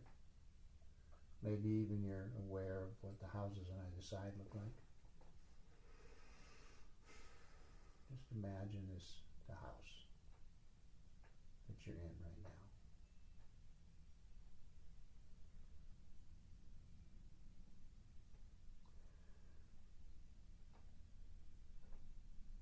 Maybe like it's in a bubble of awareness, since we're all doing the same meditation.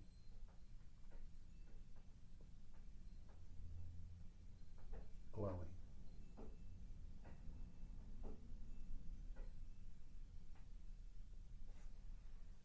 You got the cars going by outside and the wind chime on the porch. You might imagine the blue sky above us and some clouds, the sun shining down. And then let the consciousness expand into the neighborhood.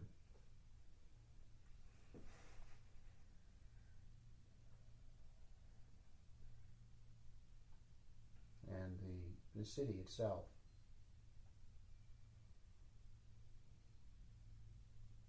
Maybe you've looked at an aerial photograph of Scranton, Google Maps or something. Might be able to visualize that, and then expand it still further. So it's as if you're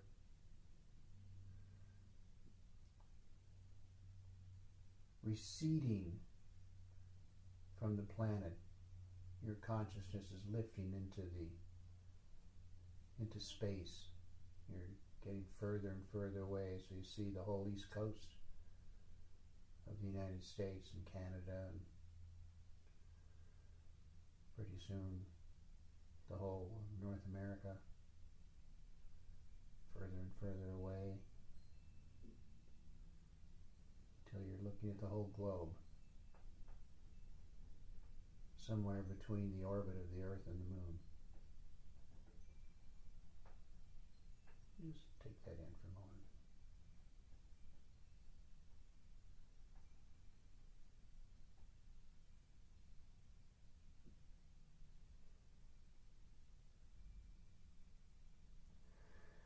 And if you let your consciousness expand further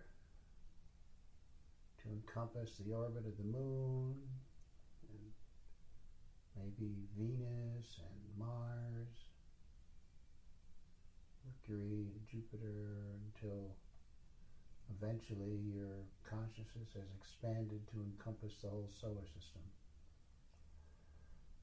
right out to the Oort cloud where the comets originate.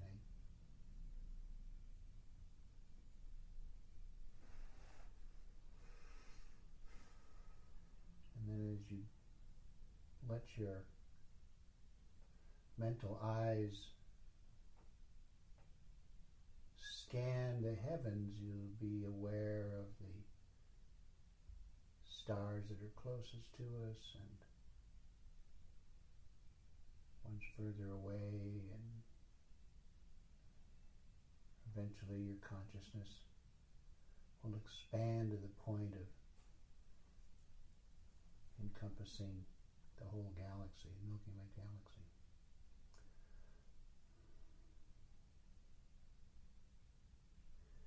Now the question is, can you feel the consciousness of the galaxy? All of these interconnected beings, the stars and whatever other life there is on other planets, all in this galactic neighborhood.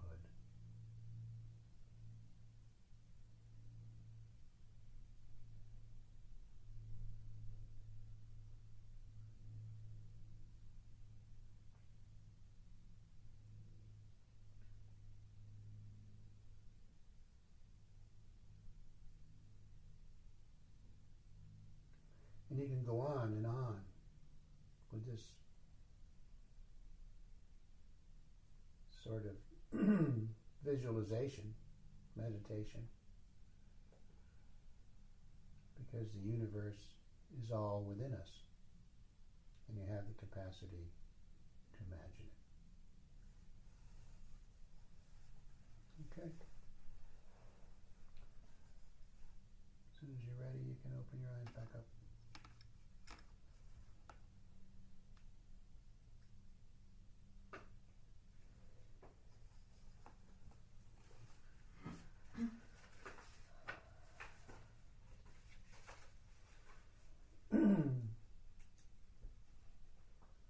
How'd that feel? He didn't bring us back. No. Still out there. What did you say? He didn't bring us back. You're back. You can do both. You can be aware of your immediate surroundings and be aware of the universe at the same time. And in a way, that's God consciousness.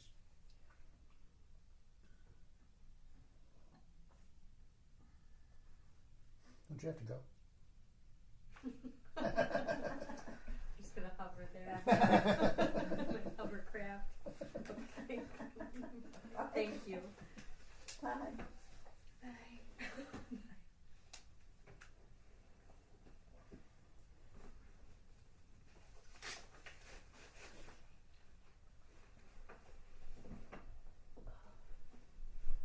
Okay.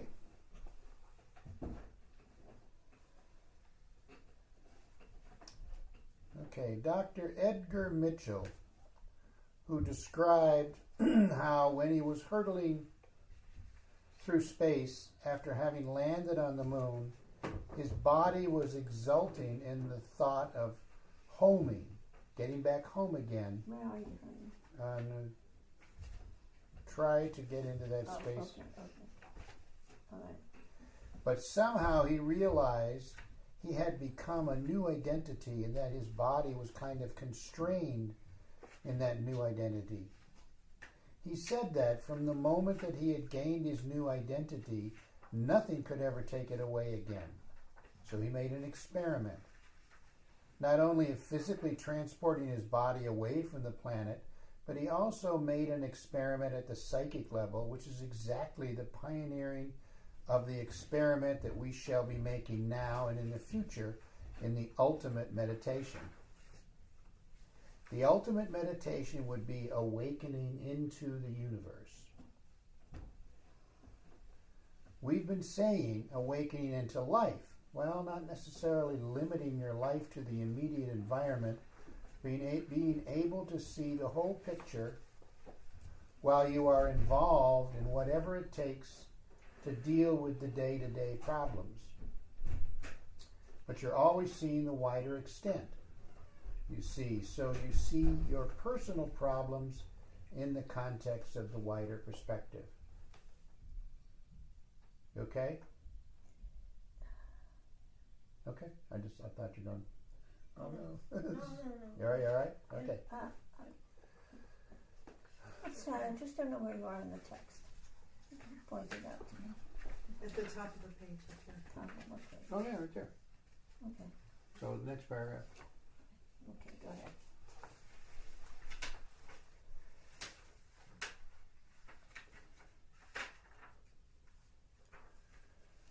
Okay, this may give you some idea as to why I present things the way I do. For example, since that constraining effect of the body is due to the effect that we assume that we are skin-bound, let's say, and the universe is outside of us, I'm trying to overcome that impression that is so limiting to our understanding and therefore to our meditation in general. To awakening at all, that would be to realize that the body extends far beyond the skin. There's the magnetic field, for example, which is actually just as much the body as what we think of as the body. To scientists, the magnetic field is the electromagnetic field of physical phenomena. Then again, the aura is spread out throughout the universe. Are you familiar with this idea that the aura that is you, that emanates from you, radiates into the universe? I mean, it's not like, just 5 feet away, it just keeps going. How does that feel? Because that means that we're all interconnected, very literally, within our aura, right? And with every other being here on the planet, we are all interconnected. Even though sometimes we'd rather not be. The fact remains that we are.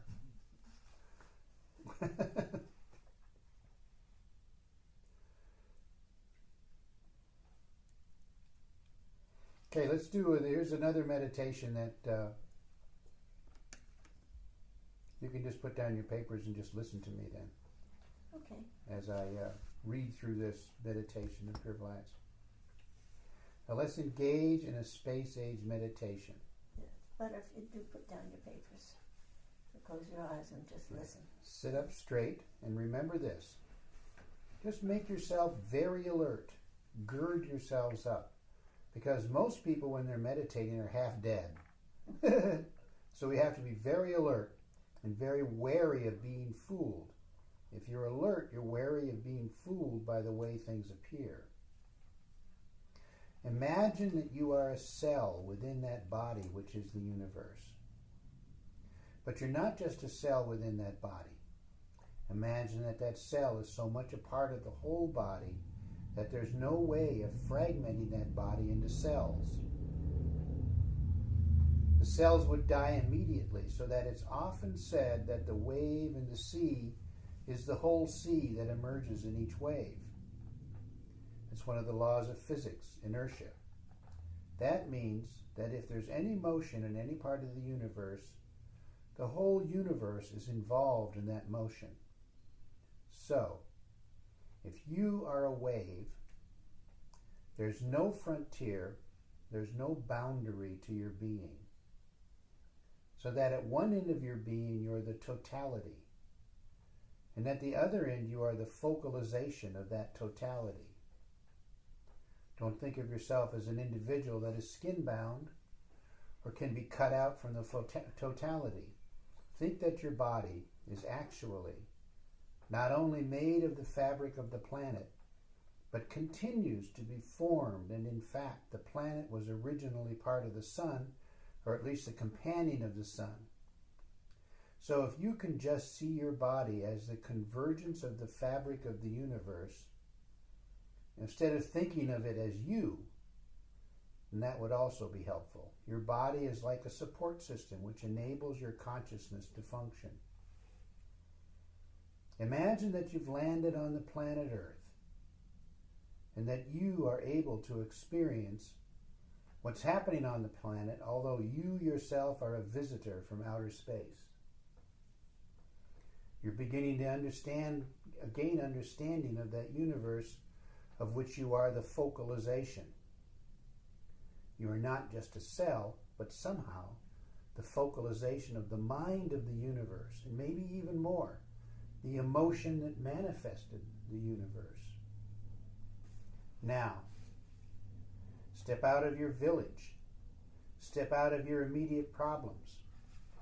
Step out of your concept of your problems and of your social environment. Because you're beginning to have a hunch of the wider dimensions of your being. You'll suffocate in that very narrow environment and way of thinking that catches you up in your environment. Set off in the next Challenger, and once you're orbiting in outer space, you have the courage to leap out of the spacecraft and to float in space. At first, you begin to think that you're a body floating in space. You begin to start thinking of yourself as a magnetic field. You're feeling that your magnetic field is interspersed, and you see the whole universe as a force field. See yourself as a force field within that larger force field, but there's no boundary between one or the other. And you're breathing, so you're continually pulsing with that force field. You're drawing it in like a whirlwind, and all of that force is being condensed as you breathe in and breathe out. The whole universe as a force field has an incredible power. Now make the next step. Think of yourself as an aura, and realize your aura is traveling at the speed of light. Imagine that. Remember, for physicists, light is a physical matter. Therefore, your aura is one aspect of your body. Maybe it's the essential aspect of your body. Maybe it is the mold in which your physical body lies.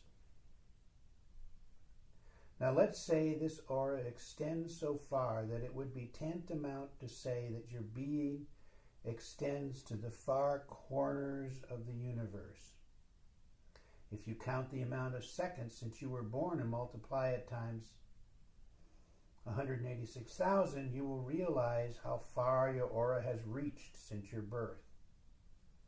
Inasmuch as you are a being of light, your being extends to the far corners of the universe. So imagine that. It is therefore interspersed with the light of the stars. Not only the stars, but the light between the stars. The whole universe is an ocean of light. Now remember what you thought was your body is floating in space. Now realize that there are other dimensions of your body that you hadn't identified with, and you begin to grasp something about the nature of your relationship with the universe. It is infinite.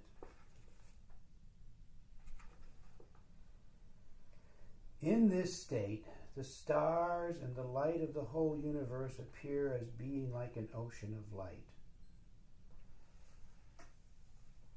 You are not a fraction of this ocean of light. You are really a focalization, like a vortex, like a whirlpool within a lake, continually making itself by forming itself and continually diffracting into the ocean of light.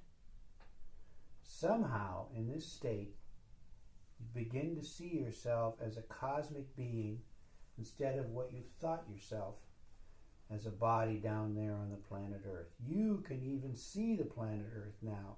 You think, how is it possible that I see myself caught up in my little storms in my teacups? Now I'm beginning to realize my being, my real being. I had gotten myself so limited in my concept of myself. It's incredible. Now, begin to get some identity. Begin to grasp something of the thinking of the universe. And the way to do it is to shift your sense of identity from being even an aura. That is one aspect of the physical body. Now you are the subtle body, of which the physical body is a crystallization. For example, there are several subtle bodies, and the magnetic field is one of them.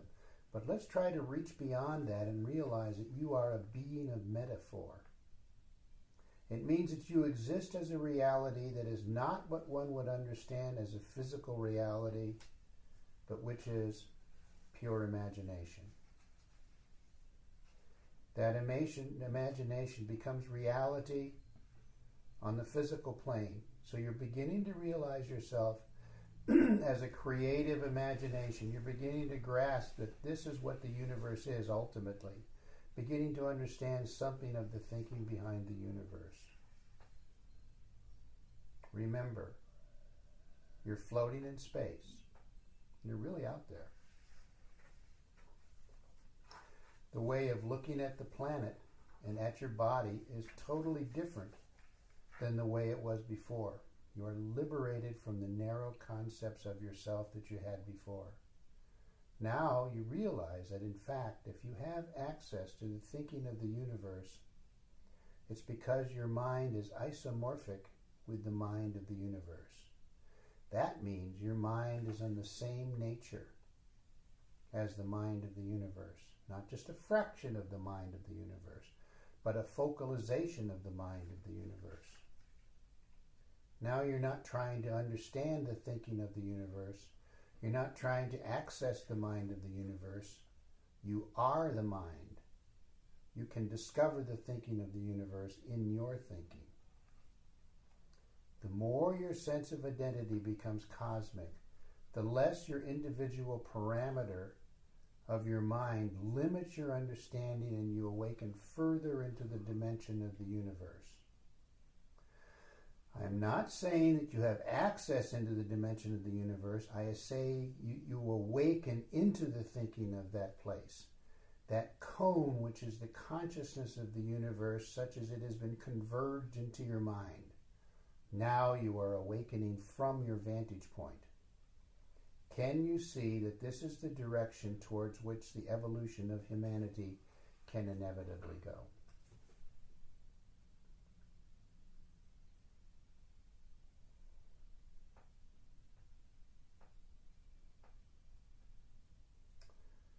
That's the end of that lesson.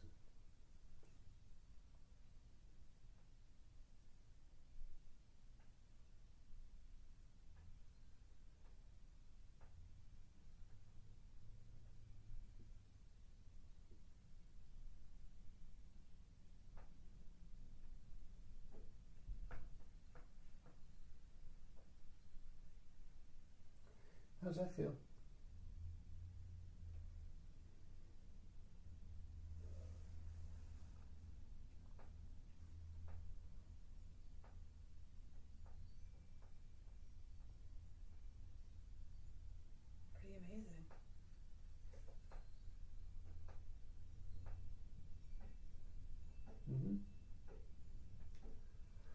Does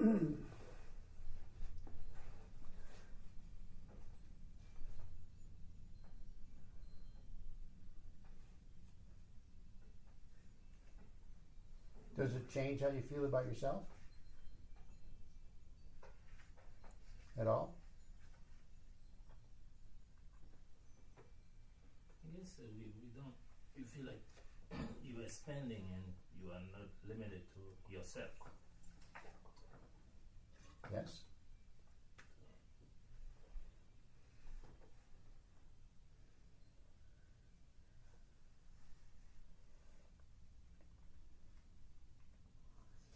So can you see that as I say that we are just now at the beginning? If that kind of makes sense? Yeah. Just the threshold. Took what? A couple of million years to get to this point? But, as far as the universe is concerned, that's just, it's a very short time. Now, at this point, we have the opportunity, and we are, expanding outward in the most marvelous way. And you will notice that the resistance that you see is just exactly that. It's the kind of resistance you would expect when these vast changes are taking place.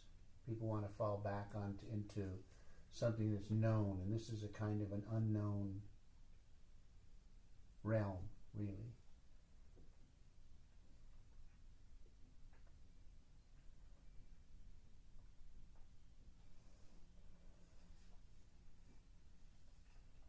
That's actually, the whole thing with the Zikr.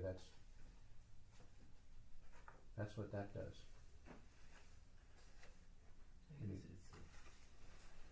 Nothing exists except God. You're basically saying you are an aspect. You are the universe. When you say nothing exists except God, nothing exists except the universe. Well, guess what? Here we are. Yeah. Right? So even though we are individuated, we still are the whole.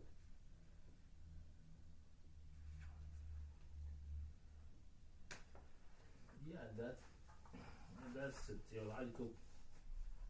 It raises a theological problem because everything is a universe. So where do you put the demon? In the universe.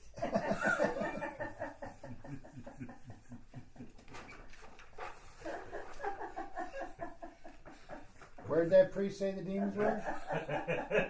In the Google glasses. In the Google glasses, that's right. That's it. I'm going to post that on Facebook. If you buy Google glasses, you're going to be inhabited by a demon. You gotta love it. You gotta love it. But that's a safe place to be, right? Yeah. Very safe. But there's another aspect to this is that you can actually travel the universe spiritually more than you can achieve it physically, because we seem to see the stride of science to go to Mars and have people live there. Mm-hmm. So, in a sense, it would not be easier to achieve this thing by full consciousness, full expansion of consciousness. Yes, but we also need to do the physical thing. We have to. It's almost like, you can imagine, for instance, going and sitting in a cave in the Himalayas and spending a lot of time meditating and just living there in a hermetic way for many years. Or you can recognize that someone has already done that and you can tap into their consciousness. Right? Which you can do. You can do that. You don't have to actually go and do it. I mean, unless that's really high on your list. In the same way, we in humanity has always needed to do what it visualizes. Right? We visualize. Well, an example is that the super collider in Switzerland. Where is it? Yeah. So I thought it was in France, no? French. It's in somewhere. It's close to Geneva, isn't it? Yeah, it was in Texas and they moved it to Europe. Right. Yeah, so I mean, we spend how much did several $billions to make a thing that makes particles that that are so small you can't see them, and you have to identify them by you have to extrapolate their existence from what doesn't happen as a result or what does happen, that kind of thing. So you got this monster thing. You ever seen pictures of this thing? It's like 40 feet across. This monster thing. We had to do it. As a human imperative, I think, to explore. Yeah. You know. And that's that's the spirituality to come is activation of our imagination, at least in part. The actualization of imagination. How about that? So that well, for instance, it's still in its you know what the original idea of Islam was? The most basic idea of Islam? Anybody know? The most basic idea. Fundamental principle of Islam. Nothing exists between you and God. There is no intermediary. Yeah. It was the same thing with the Protestant movement in this country in the 18th century. Very same idea. Nothing exists between you and God. And so these groups would form that were very democratic. And then, of course, that all collapsed. But for a time, that's the way it was. So this idea keeps appearing, right? And then it gets, corrupted. Yeah, thank you. So, in your own mind, just for a moment, see if you can visualize your own sense of what's next for you. Not what I say, not what anybody else says, what's next for you. What comes up when I say that?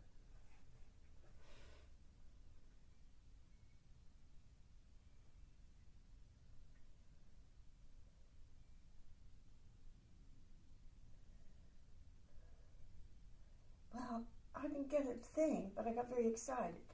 It's like, oh boy, what's next? Right? And I think it's more about the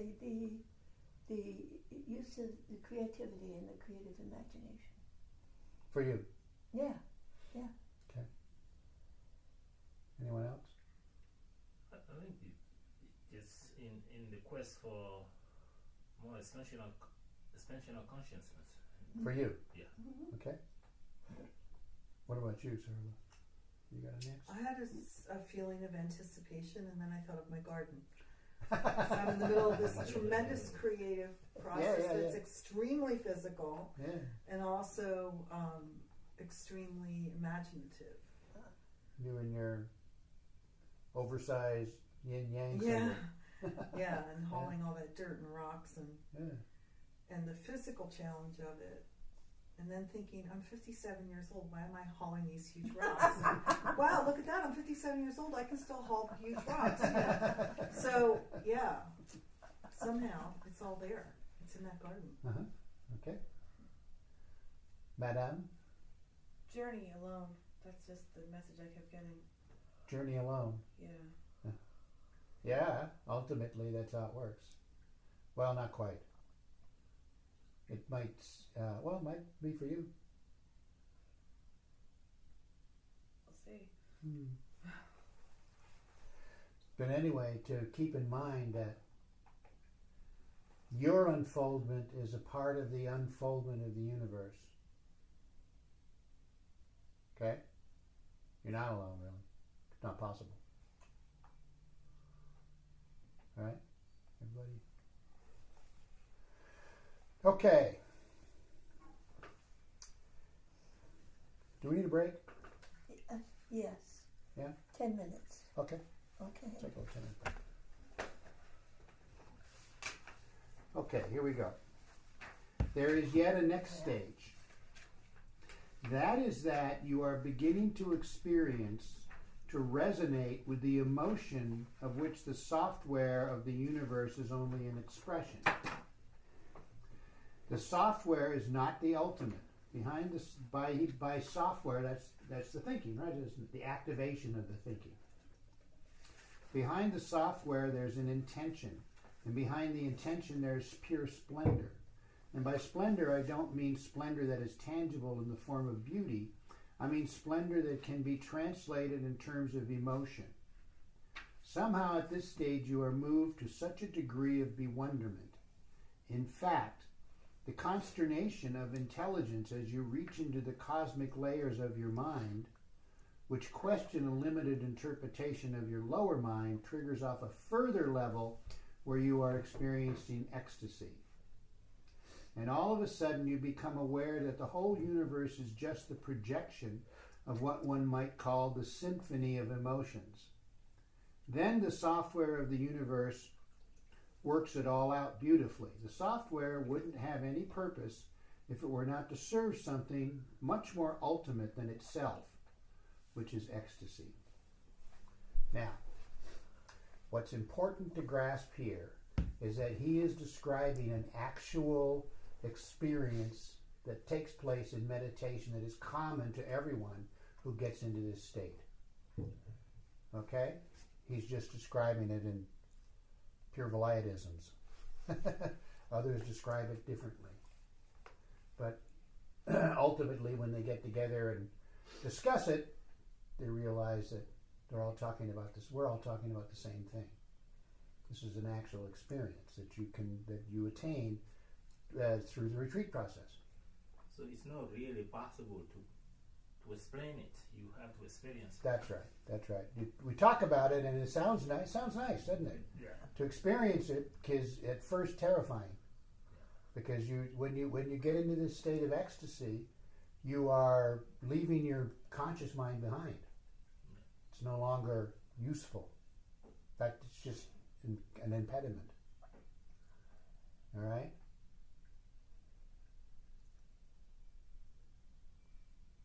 Is that helpful, or? Okay? Yeah. But further on, there's more practical stuff. More practical stuff?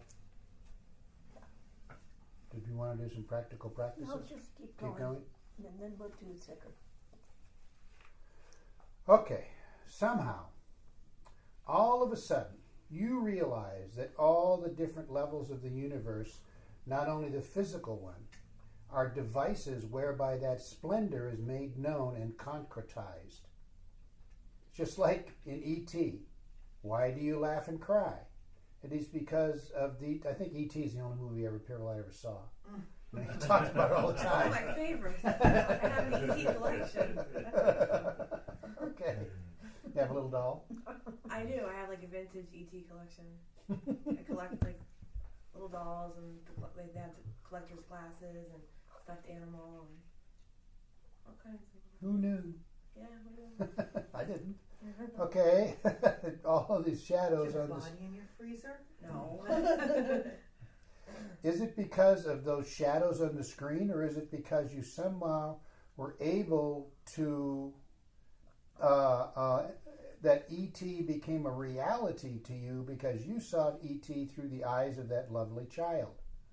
Then you find that the head of E.T. is a turtle, and somehow you feel that you've been fooled by a trickery of the cinema and realize that, in fact, no, the reason that you're laughing and crying is because you had access into the thinking of Spielberg. And he was using these devices only to convey his emotion and his thinking. Now, translate that into terms of the universe, and you will realize that the whole universe is a marvelous system of devices that are translating into concrete terms something that is beyond form and beyond understanding and beyond the human emotion, which one might call the ultimate splendor. So that, for instance, when you look up at a summer sky, you know, and you're far out, you're outside the city, so there's no residual light, and you look, I remember this as a boy, I don't see it so much anymore, but I certainly saw it as a boy, because, you know, we were out in the country and there was very little electricity. You look up at the summer sky and you see the Milky Way from one side to the other, that's absolute splendor. And you just experience splendor. You don't, there's no way to describe it other than to say, bring somebody out. The only way you can do it is to take somebody out into the wood, you know, into the wilderness and say, look up. That's the only way to talk about it. Right? Doesn't nearly convey that emotion when you feel when you look up. It's like seeing the Grand Canyon. You can't describe it. That's right. You can't really describe it. You have to see it. Yeah, or anything like that. Exactly. Mm-hmm. Yeah, you just see it, or seeing the Taj Mahal. You just stand there in awe that anybody can build such a thing.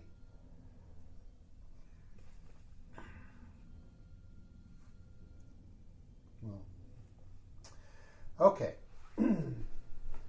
At last, life makes sense. I don't know about that. We'll go with it. With all its contradictions, paradoxes, soul searchings, we should apply our mind to see the meaningfulness behind it all, and here the mind is kind of bypassed or overridden by an understanding which is the understanding of the soul rather than the understanding of the mind, which takes into account the intention, the emotion. Instead, and now you realize that your lower mind is simply grappling with these devices and trying to make sense of these devices. People are grappling with their concepts of their problems instead of their problems. And that's an interesting thing to say, isn't it, right? Grasping with the concept of the problem rather than the problem itself. That's hard for me to think about. Can you? Expand on that bit? Yeah. Let me see if I can think of an example. Well, Okay, huh? You got an example? No, I get an application of that explains why placebos, placebo Yes, work in yeah. medicine, Yeah. because it deals with the same issue of the mind. Okay, but what I was thinking of was something more immediate, you know, like a personal thing where there's someone that you know intimately for whatever reason, and you have your opinion of who they are. And they've created a problem for you in some way. And you deal with that problem through the filter of who you know this person to be. Mm-hmm. Right? Which in fact limits your choices. Yeah, that's Right? You've just, you know, So you have a concept of what the problem is, and that because that of how you concept gets know in this the way person. of- Yeah. When in Got it, fact the okay. problem itself might be much different. I got it. Okay. Okay? People are grappling. No, we said that already. You can see that your creative imagination is doing exactly the same thing as the imagination of the universe.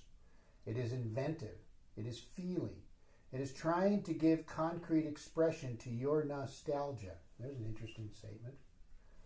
It is the nostalgia of the universe coming through you, customized by you, into a pattern which will in fact mutate the software of the universe. Isn't that fun? The software is not static. It is continually dynamic, continually mutating, and we are the ones in which the overall software is mutated. Can you see that? We are the laboratory of the divine experiment. How's that feel? You're a bloody labrat there, Glassy. Let's see how you travel through the maze today. It depends on if they've transplanted human glial cells into your brain or not. Oh, yeah, well. So can you see that all of the experimenting that we do, all of the scientific research, all of the implementation of psychological and spiritual ideas is all part of this grand design that we ourselves are implementing?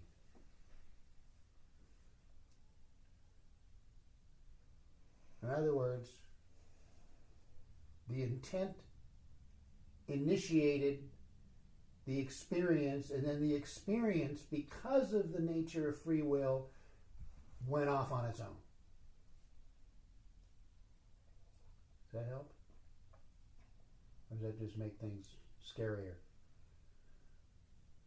Say it again. What did I say? Intent. The intent Intent initiated free the will. experience, and the experience, because of the nature of free will, went off on its own. Yeah, Sort of the definition of grace. yeah, yeah. And what did you say earlier is that if it were not for free will, creativity could not exist, Yeah. right? So there's I think a further explanation in there that will further use things and about imagination. Okay, and there's something About else the that I want to metaphor. make very clear. This is very typical kind of pure vilayat stuff, but if you read the ancient Sufis, you'll find the same material. It's couched in Islamic terms, right? Because they didn't have any choice. Actually, they had to put a lot of Quranic references into their material, but it's all there. Everything that he's saying is all there. He's just bringing it up to date in a more modern way. Okay.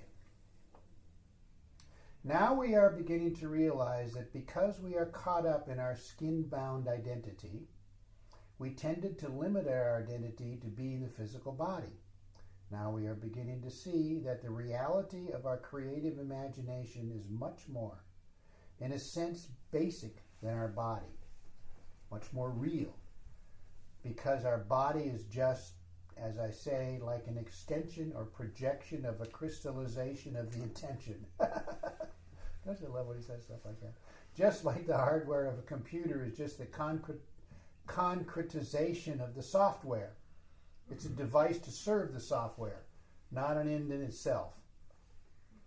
In other words, you got to have it because you couldn't interact with the software unless you have the hardware, right? Now you are beginning to identify yourself with being that subtle body that the Tibetans call the subtle mind, which is that creative part in you, and which is, as I say, of the fabric of metaphor.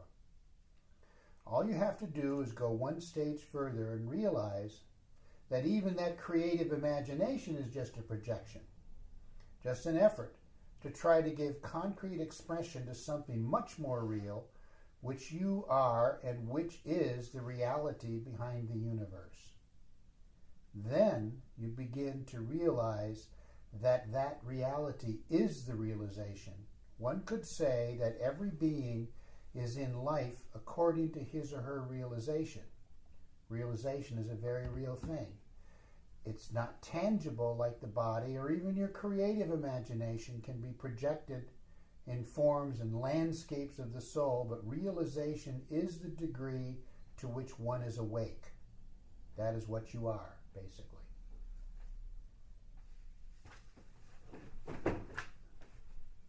So, the next question is, are you willing to awaken a little more? Which will, in fact, affect your realization. Or are you content to be where you are now? Now, either one is fine. Except there's a caveat.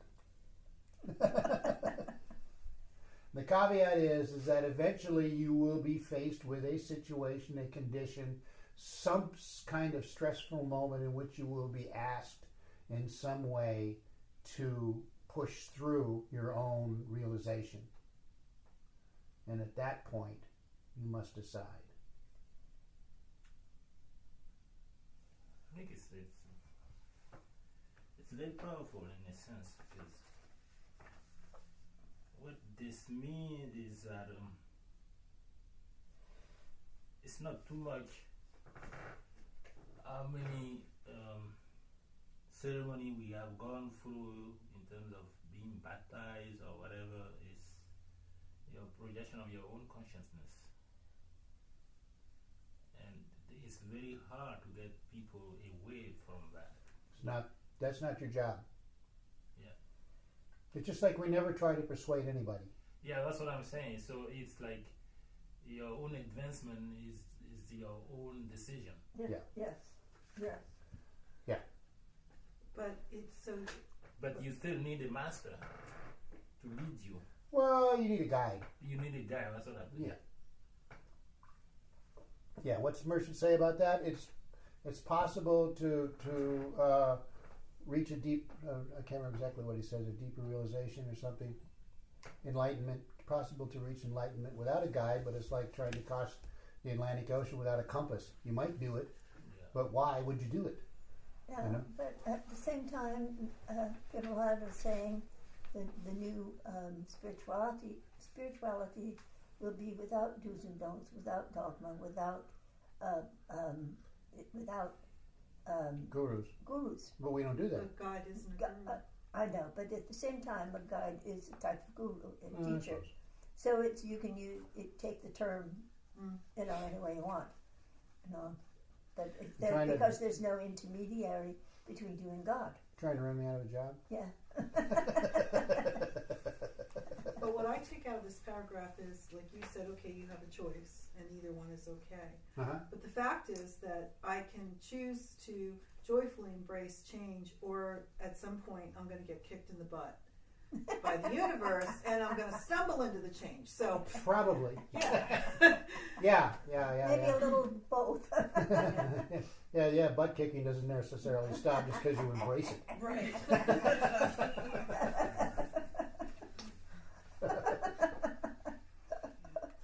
You know? No wonder you don't have any friends. You know that famous statement of St. Teresa's? With friends St. like Teresa this. does? Yeah, right. What She's is it? No stuck wonder in the you don't have mud. any friends. She's stuck in the mud with her donkey and her cart, and she's trying to get the cart out of the mud. And she looks up to God. And she says, "No." If this is the way you treat your friends, you don't wonder you don't have many. Yeah. Okay, well, she said other stuff too. That's much. Okay, where are we at here? Okay. When you get to that point, when you can see that your body and your creative imagination are just extensions of your realization, now you have the ability to become who you want to be. Do you see why this is? Shall I read that again? When you get to that point, when you can see that your body and your creative imagination are just extensions of your realization, now you have the ability to become who you want to be. Why do you suppose that is? Because you're no longer limited by restrictive beliefs. Mm-hmm. Okay, what else?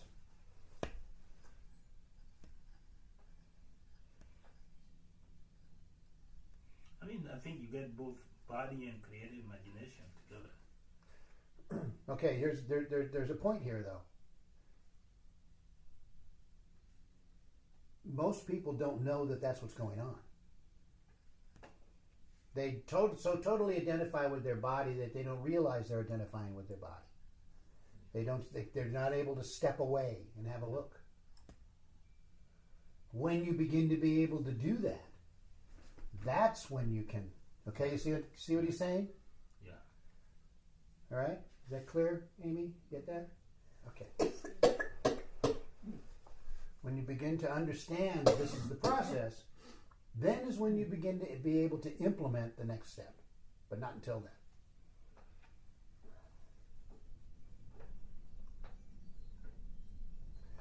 Maybe we should say the first thing that happens is that you can see yourself in the universe instead of seeing yourself down in that little village or network of human relationships or problems such as we imagine them to be. You realize how inadequate that picture is and how you get caught in the mind games and distortions of the psyche. Here you don't let yourself be fooled any longer.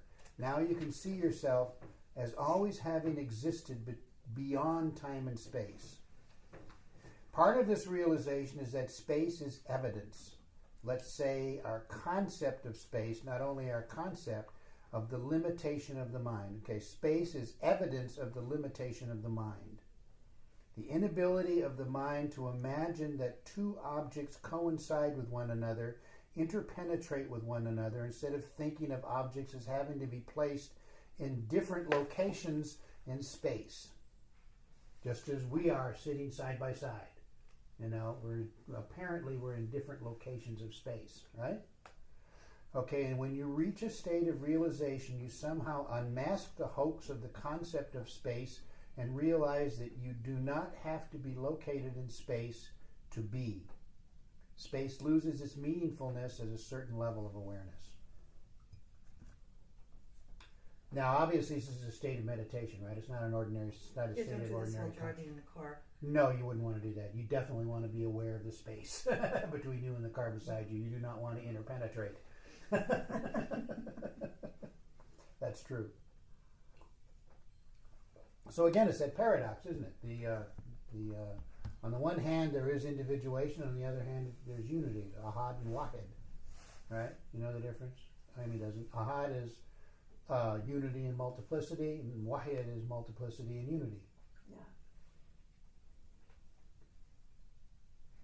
Do you say that again? Yeah. Ahad. Or the Ahadiyat. The Ahadiyat is unity. Okay. State of, everything is everywhere.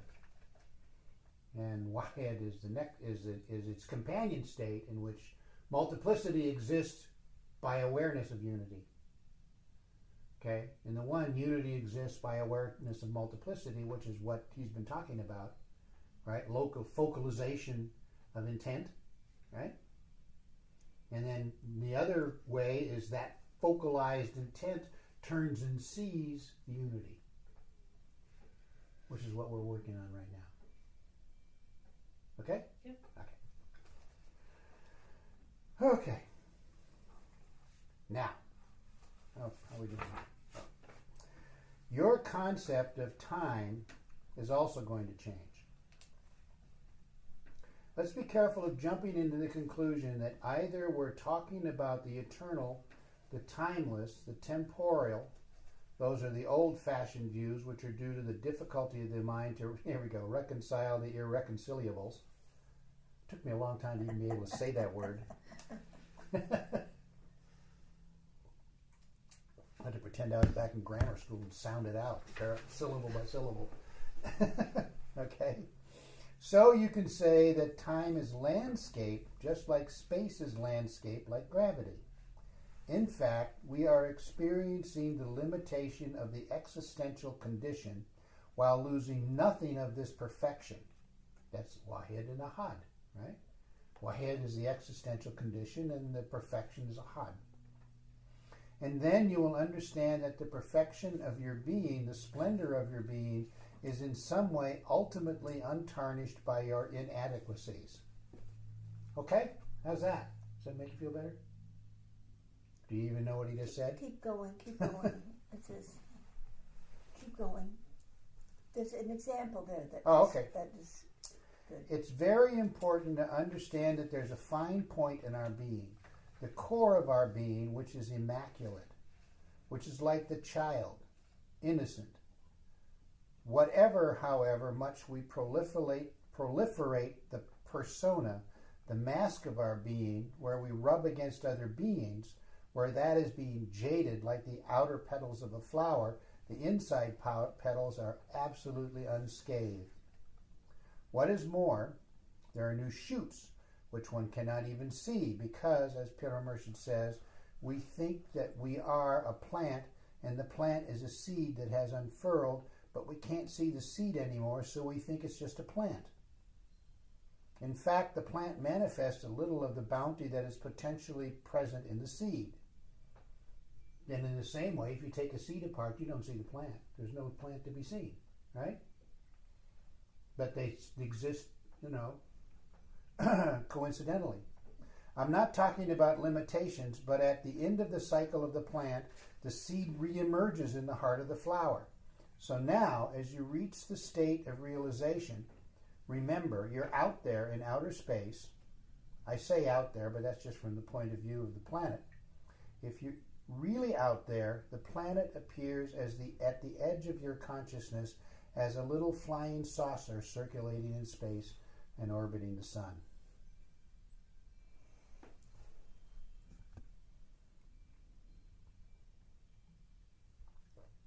I love that image of the flower. That you can't see the seed in the flower? Well, you can't see the seed in the flower, but also the outer petals become bruised or, damaged with hurts or, traumas or disappointments or whatnot. But the inner flower, the inner petals are immaculate. They're pure. They keep growing and keep going. And there are even more that haven't manifested, but then keep growing until it gets to the point of the seed. So, so that is a wonderful metaphor for what is within, what is there. That even though those outer petals may get bruised and fall off or look wilted, there's more growth inside that's beautiful and pure. Mm-hmm.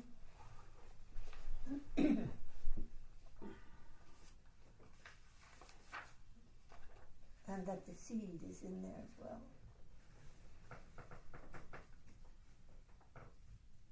Okay. I got to tell you, Maja and I are very used to this stuff because we got it over and over and over and over to the point where you're just now beginning to, the first time you're introduced to it, you go, what? What did you just say? So it's okay if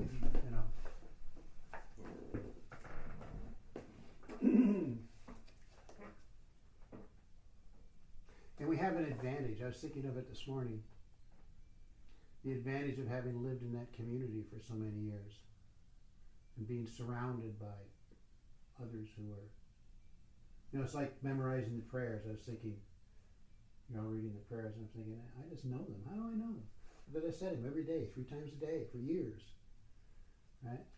You just learn them in that way.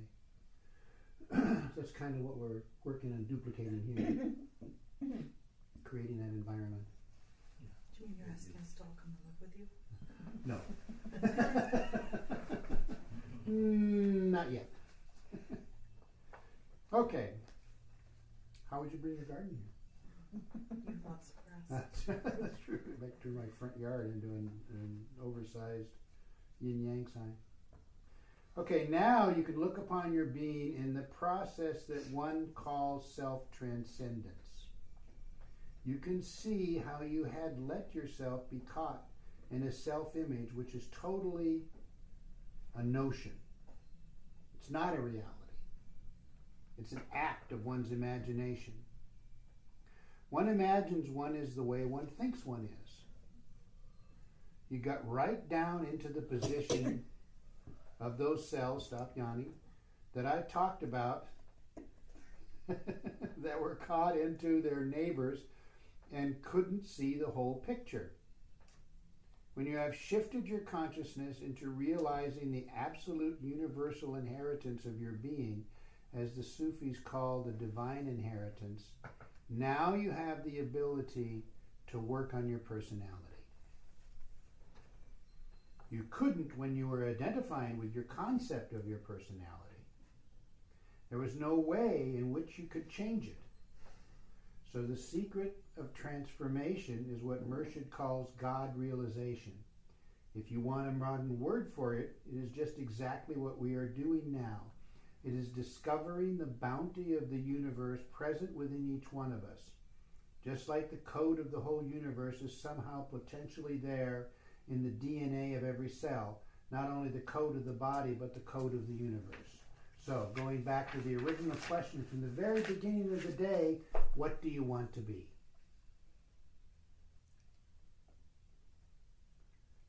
And now Piravalaya has described the path to being able to implement that desire, whatever it might be. Make sense now? Kinda?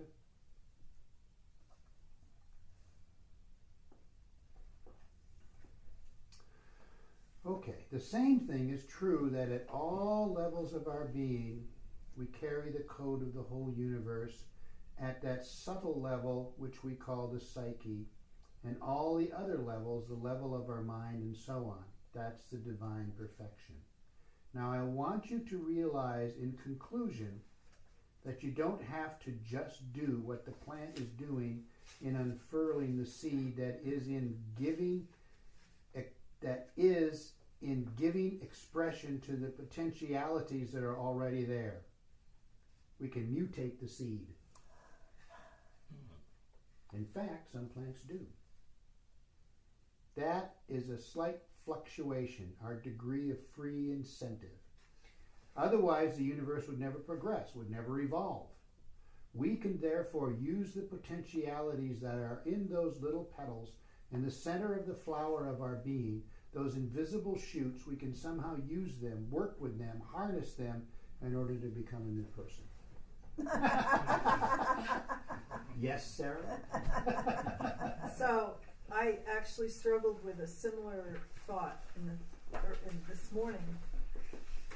Is the idea of the responsibility of the power of deciding to mutate that seed, and how do you know that it's not your personality? Because that concept to me is in direct contrast to one that we've often heard, to simply observe what is waiting to emerge. Mm-hmm. Oh, good question. How to answer it? Is it that you'll smack me if I do that? No. You will, well,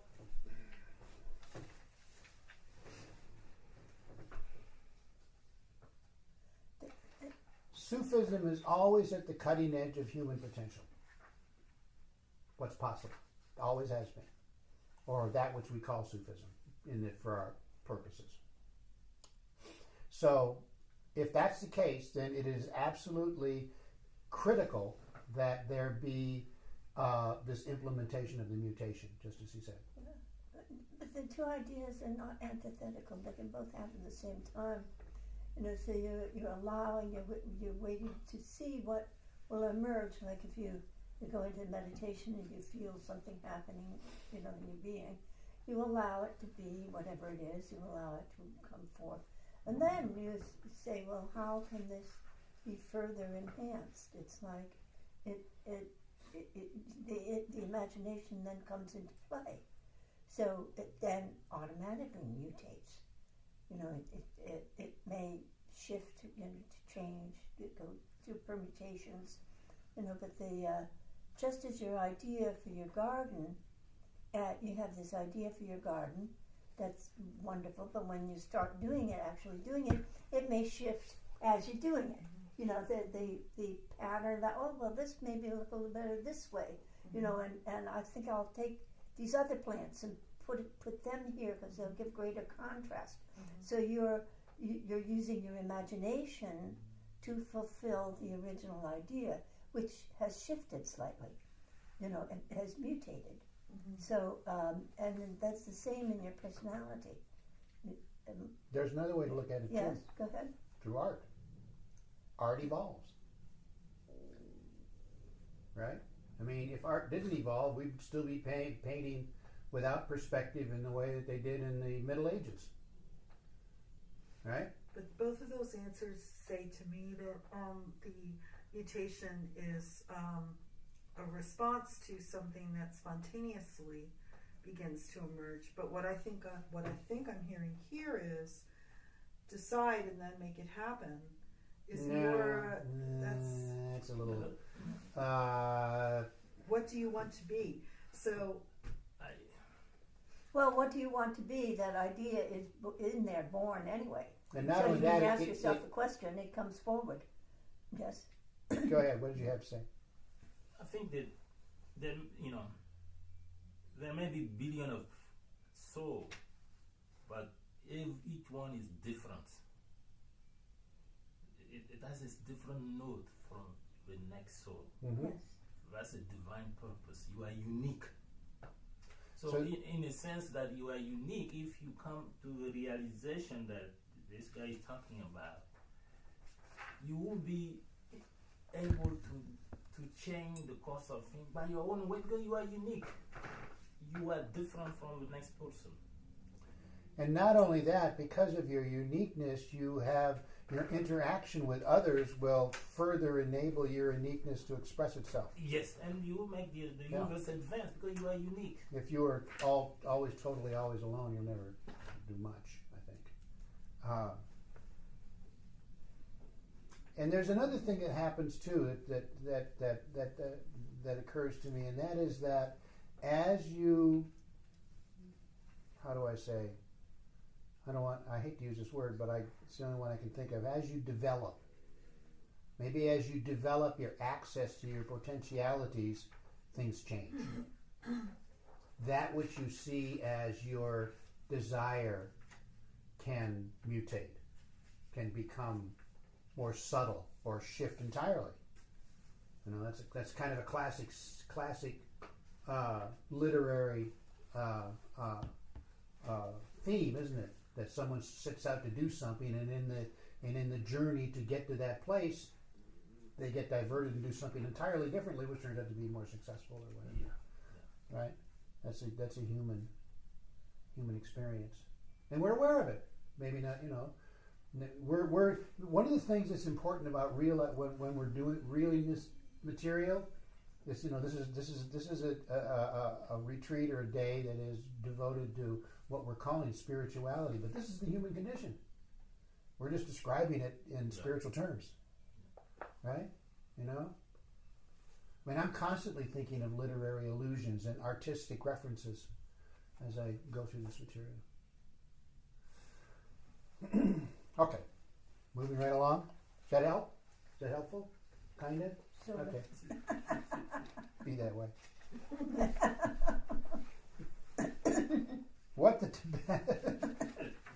What the Tibetans say here, and I think it's very important, is that since the self-image is just a notion, we can change it. That is the greatest hope and fullness that one could ever entertain, that one can become what one wishes to become through awareness of the programming behind one's being and awareness of one's degree of freedom to mutate all that programming. Okay, a concrete example of that is an ethnic assumption of who you should be. Okay? You're Italian, right? Are you Italian? German. You're German? Okay. So I have an ethnic assumption that life is struggle. That's right. Yeah, but it has to be precise in your struggle. Right? Yeah, I actually took a tape measure to the garden. Okay, see? So you fell right into that little assumption, right, about the way it ought to be. Making precise drawings and okay. What do you mean? You Italian or something? No, Spanish. You're Spanish. Okay, so French and Spanish on the border. And Basque maybe in there somewhere. There's a lot of things in there, but predominantly. Catalonian, perhaps. But there's some kind of ethnic assumptions about you, aren't there? Sure. Yeah. Are they real? Good question. Isn't it? Sometimes. Yeah. Yeah. Sometimes they are real. Sure, right? Because that's how you. But you have the right to change them, especially in this country. Maybe if you were living in Spain, the right would be a little more limited. Right. Well, actually, Guatemalan. Go figure. Guatemala. Yeah. Okay. Yeah. That's where Yeah. my grandmother came from. Yeah. Okay, so that's even more limited. Yeah. Peasant stock, perhaps, or was she aristocracy? She was a little bit more on the high end, but yeah, I mean, I know she, yeah.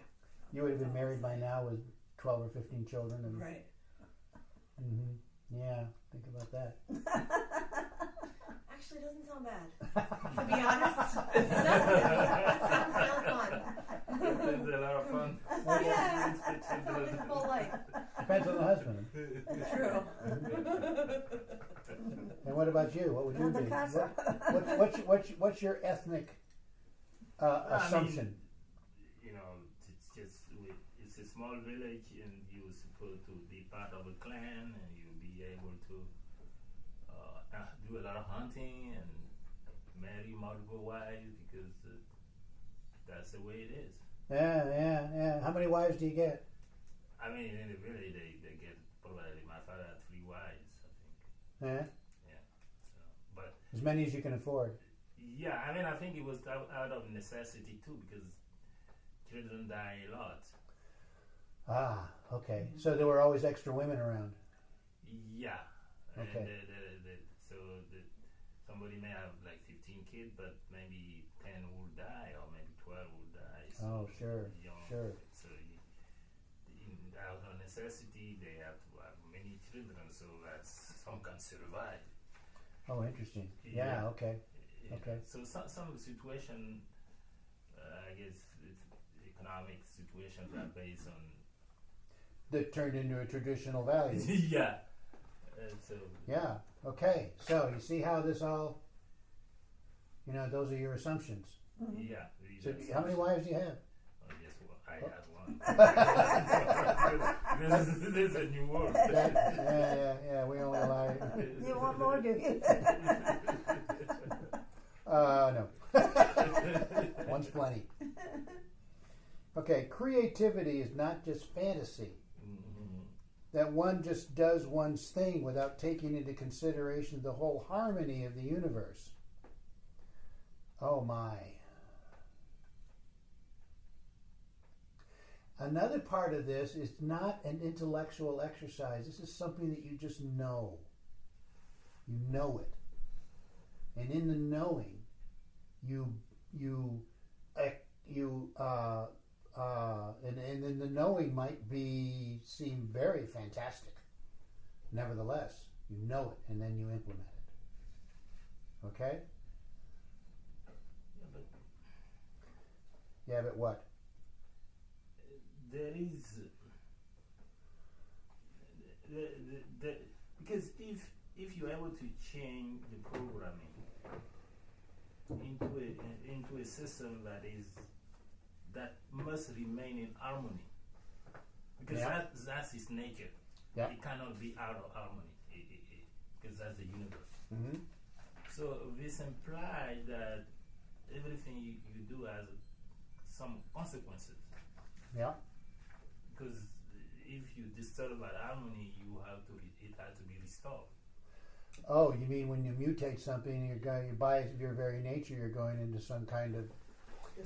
Yeah, well. If you miss and there is a disharmony, then there has to be a restoration of that harmony. Otherwise, the whole universe will be disturbed. Let's say that the universe is quite capable of protecting itself.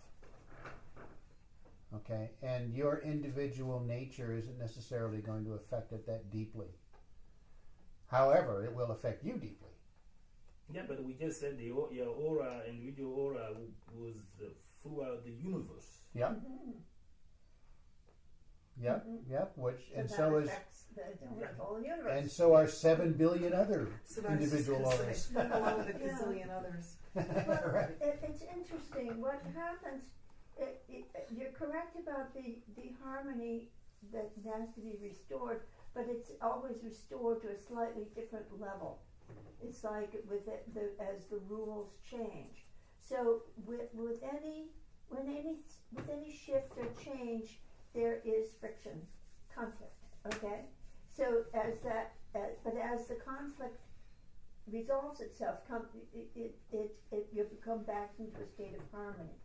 So it's like, but the growth, there was always some friction, okay, and that in order to change, to shift. Here's an example that I heard on the radio the other day on one of those some talk program. I don't remember exactly what it was. I have this Sirius radio, so I get all these talk programs. It was something that somebody said Joe Biden was saying, Vice President,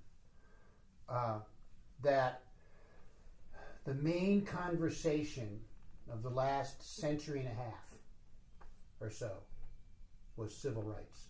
Might even go back further, to the 15th century when the rise of Puritanism and so on, so that's a long conversation that humanity had. And it's pretty much resolved, not entirely, but we've gotten to the point where we've got it defined pretty well, this conversation. And he was saying that the next conversation is going to be gender equality in all the ways that you can possibly imagine those permutations to take place. And that's the conversation that we're having now. And it's going to go on for a while. It's, and I thought that was a very wise thing to say. So he's, from our point of view, the values that we understand, just as Manju was saying, the values that we understand are gender inequality. Yeah. That's normal. Gender what? Inequality. Inequality, yes. Right? That's what's normal at this point. Even though we may, there are very few people, a very small percentage really, considering the population of the world, that believe otherwise. So this conversation is really just now getting going. It's been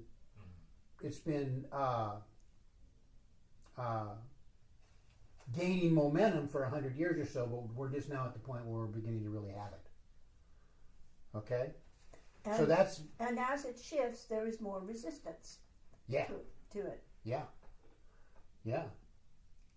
That's kind of the way it's going to be. So in a way, that is a reflection of the desire of some to mutate the potentialities, right, that exist, and in a very tangible way. yeah, and that's spirituality in action. Even though people aren't necessarily going to know that's what's going on. From our point of view, that's exactly what's going on. Okay, is that helpful? You smiling at me like, oh, Well, one of the primary motivations for women to fight for the right to vote in this country was so that they could push prohibition. So sometimes... No, you can't think like that. Think of it in terms of a long, continual conversation. And there will be shifts and assumptions, and this is the reason we're doing it, right? Because we need to think in terms of immediate issues. Yeah, immediate issues, thank you. But that's not what's going on. The whole thing is really about gender equality. Yeah. And, okay? Yeah. There's these individual issues that happen decade by decade are just, kind of, sidelights. Yeah, I think Elizabeth Cady Stanton, or Stanton Cady, whatever it is, she rewrote the Bible. It's called the Women's Bible, She took out all the references to his and the Lord and changed it The all master around. and all of that. The master just eliminated all that stuff. So to show us how we are conditioned by that kind of thinking. So it's just pretty amazing. Mm-hmm. But oddly enough, it's pretty much forgotten. Yeah, it didn't catch on, did it really? No. I mean, people know. If you know, Yeah, you know because you studied it. Okay? All right. Those are just examples of how this works, how these kinds of expressions of divine intent implement themselves within our social structure. So we're not kind of like isolated in some kind of hermetic experience, right? You guys have to go over there and sit in that little room, and please don't engage with the populace. Where am I at? You can't just work with your personality and try to change it. It doesn't work that way. You have to really be moved to the core of your being by the splendor, by the meaningfulness of the whole universe, and see yourself as the focalization of this splendor, of this thinking. Therefore, the meaningfulness of Mercid's words when he says, when we say God, we are really thinking of our concept of God. It's not God. It's the way that we very inadequately try to give some credence to a reality that is far beyond the scope of our minds. On one hand, our minds are elastic, and on the other, they are able to encompass infinity. What Mercid says then is that even our concept of God is functional in bringing about transformation of our being. The reason it is because our concept of God is a way of expressing something which is real that we don't know how to express adequately. But there is a reality behind this concept, and that's why it's functional. It is effective.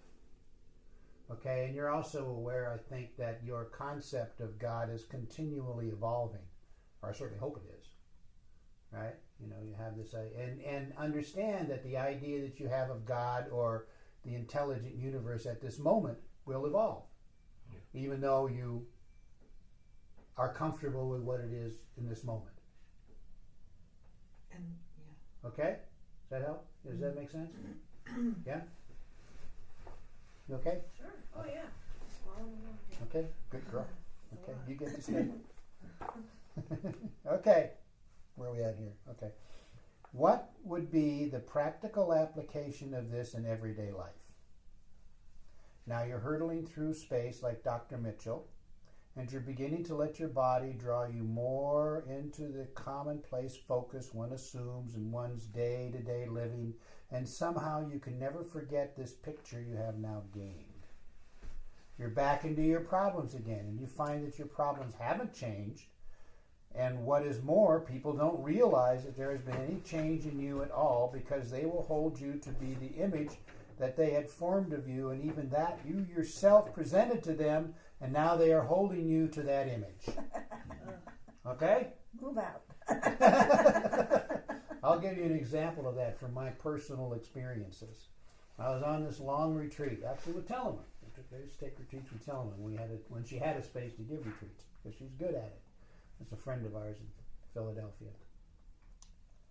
And I was doing some practice. Oh, it was a practice. It was very annoying, and I couldn't get it. And I kept banging away at this practice, working it, and really working hard on getting this practice. And at the very same time that I was doing this practice, I suddenly had this image of my heart opening.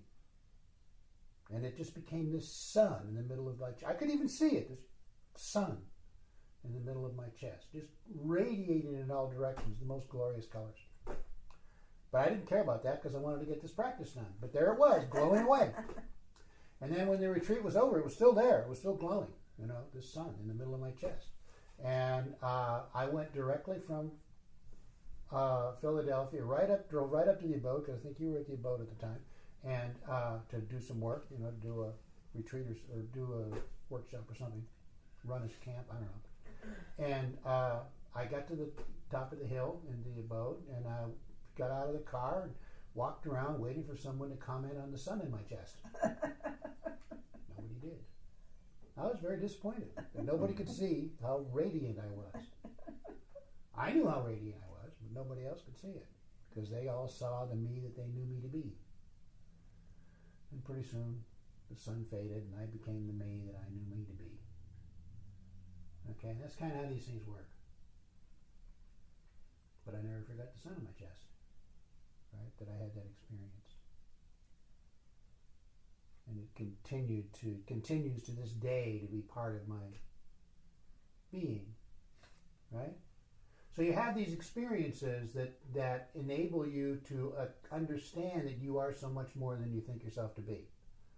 But the rest of the universe says, no, you're not. You're still the same old schmuck that we've known all these years.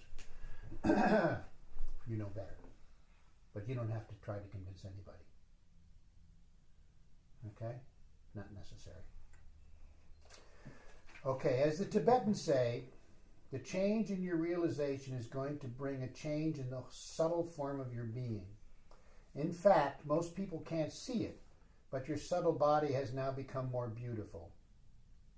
Some people see that your physical body and your personality have dramatically changed. It doesn't matter that people don't realize you are changed as long as you have the strength to hold on to your new identity. Somehow you will walk differently. You will think differently. You will say that when you see one is overwhelmed by the gift of one's being, you can imagine what a gift that is. The supreme moment is expressed by Al-Bastami when he said, while so overwhelmed by the divine perfection of his being, as his being, "O God, how great is my glory." But one can only say that if one isn't aware of one's own personal limitation. If one is, the only thing that one can say is, "Oh God, thank you for the splendor that you have invested in my being." Now you walk differently. Instead of slouching around, you will be able to communicate your attunement to beings who feel that attunement and to help them to discover their own beauty. You will become aware that you are like luminous intelligence that casts its light upon all beings and all situations instead of limiting yourself to the gross mind, which is simply interpreting the appearance of things. So you will never let yourself go into judging things according to their face value. When people speak, you will always see from what place their thinking comes. You'll see there is a limitation in their way of thinking, just like the limitation in the way we see things, the blind spot in the eyes. You will never let yourself be fooled or be caught in appearances, and therefore you will be awake in everyday life.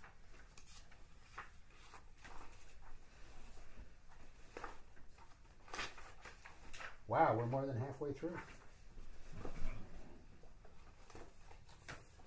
Okay.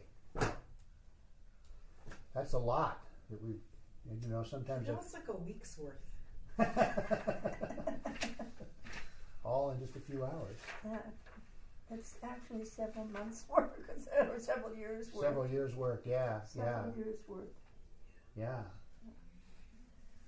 Yeah, everything that he's describing here is all, as I'm reading this, I'm thinking of the, going through these retreats, one after the other, and just keep going to retreats, and you just, these realizations slowly appear, and you slowly begin to understand that your being is really a being of splendor. It is. And so how can you possibly look at someone else and not believe that they too are a being of splendor, even though they may not know it? And that's fine. You don't want to tell them. Or vice versa. Vice versa? Just when you're struggling with feeling that own splendor in yourself, when you could see the splendor in others, how can you possibly think that it's not in you? There you go. That's right. That's true. Yeah. That's exactly correct. Yeah. Yeah. In fact, you could only see it in others because it's in you. Right. Yeah. Is that why you have shiny fingernails? Exactly. You see? You're adorning yourself because you have a sense of magnificence about yourself. There you go. Yeah. Reminding myself of who I am, right? Yeah, exactly. That's why men buy fancy cars. You have nails. Stereo systems. Gender equality. Stereo systems. Right? And big televisions. I want a television that'll cover that wall. You do not. You have to sit all the way in here to watch it. I know. No, I'm What? perfect. You jest. I do jest. Shall we do a little zicker? We should do a little zicker. Okay, good. We should do a little zicker.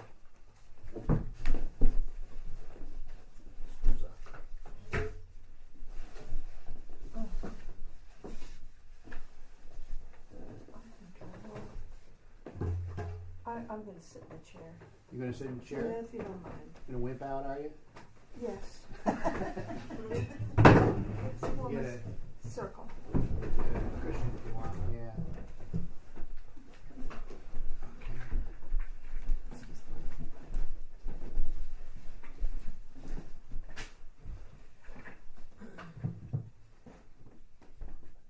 We want to do some practices.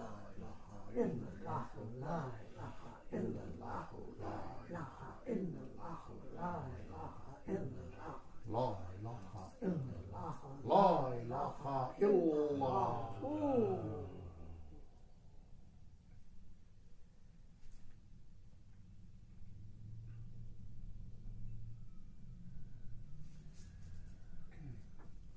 Let's stand for.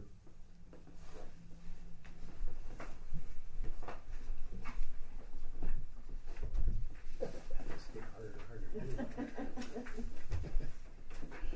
Evening prayers.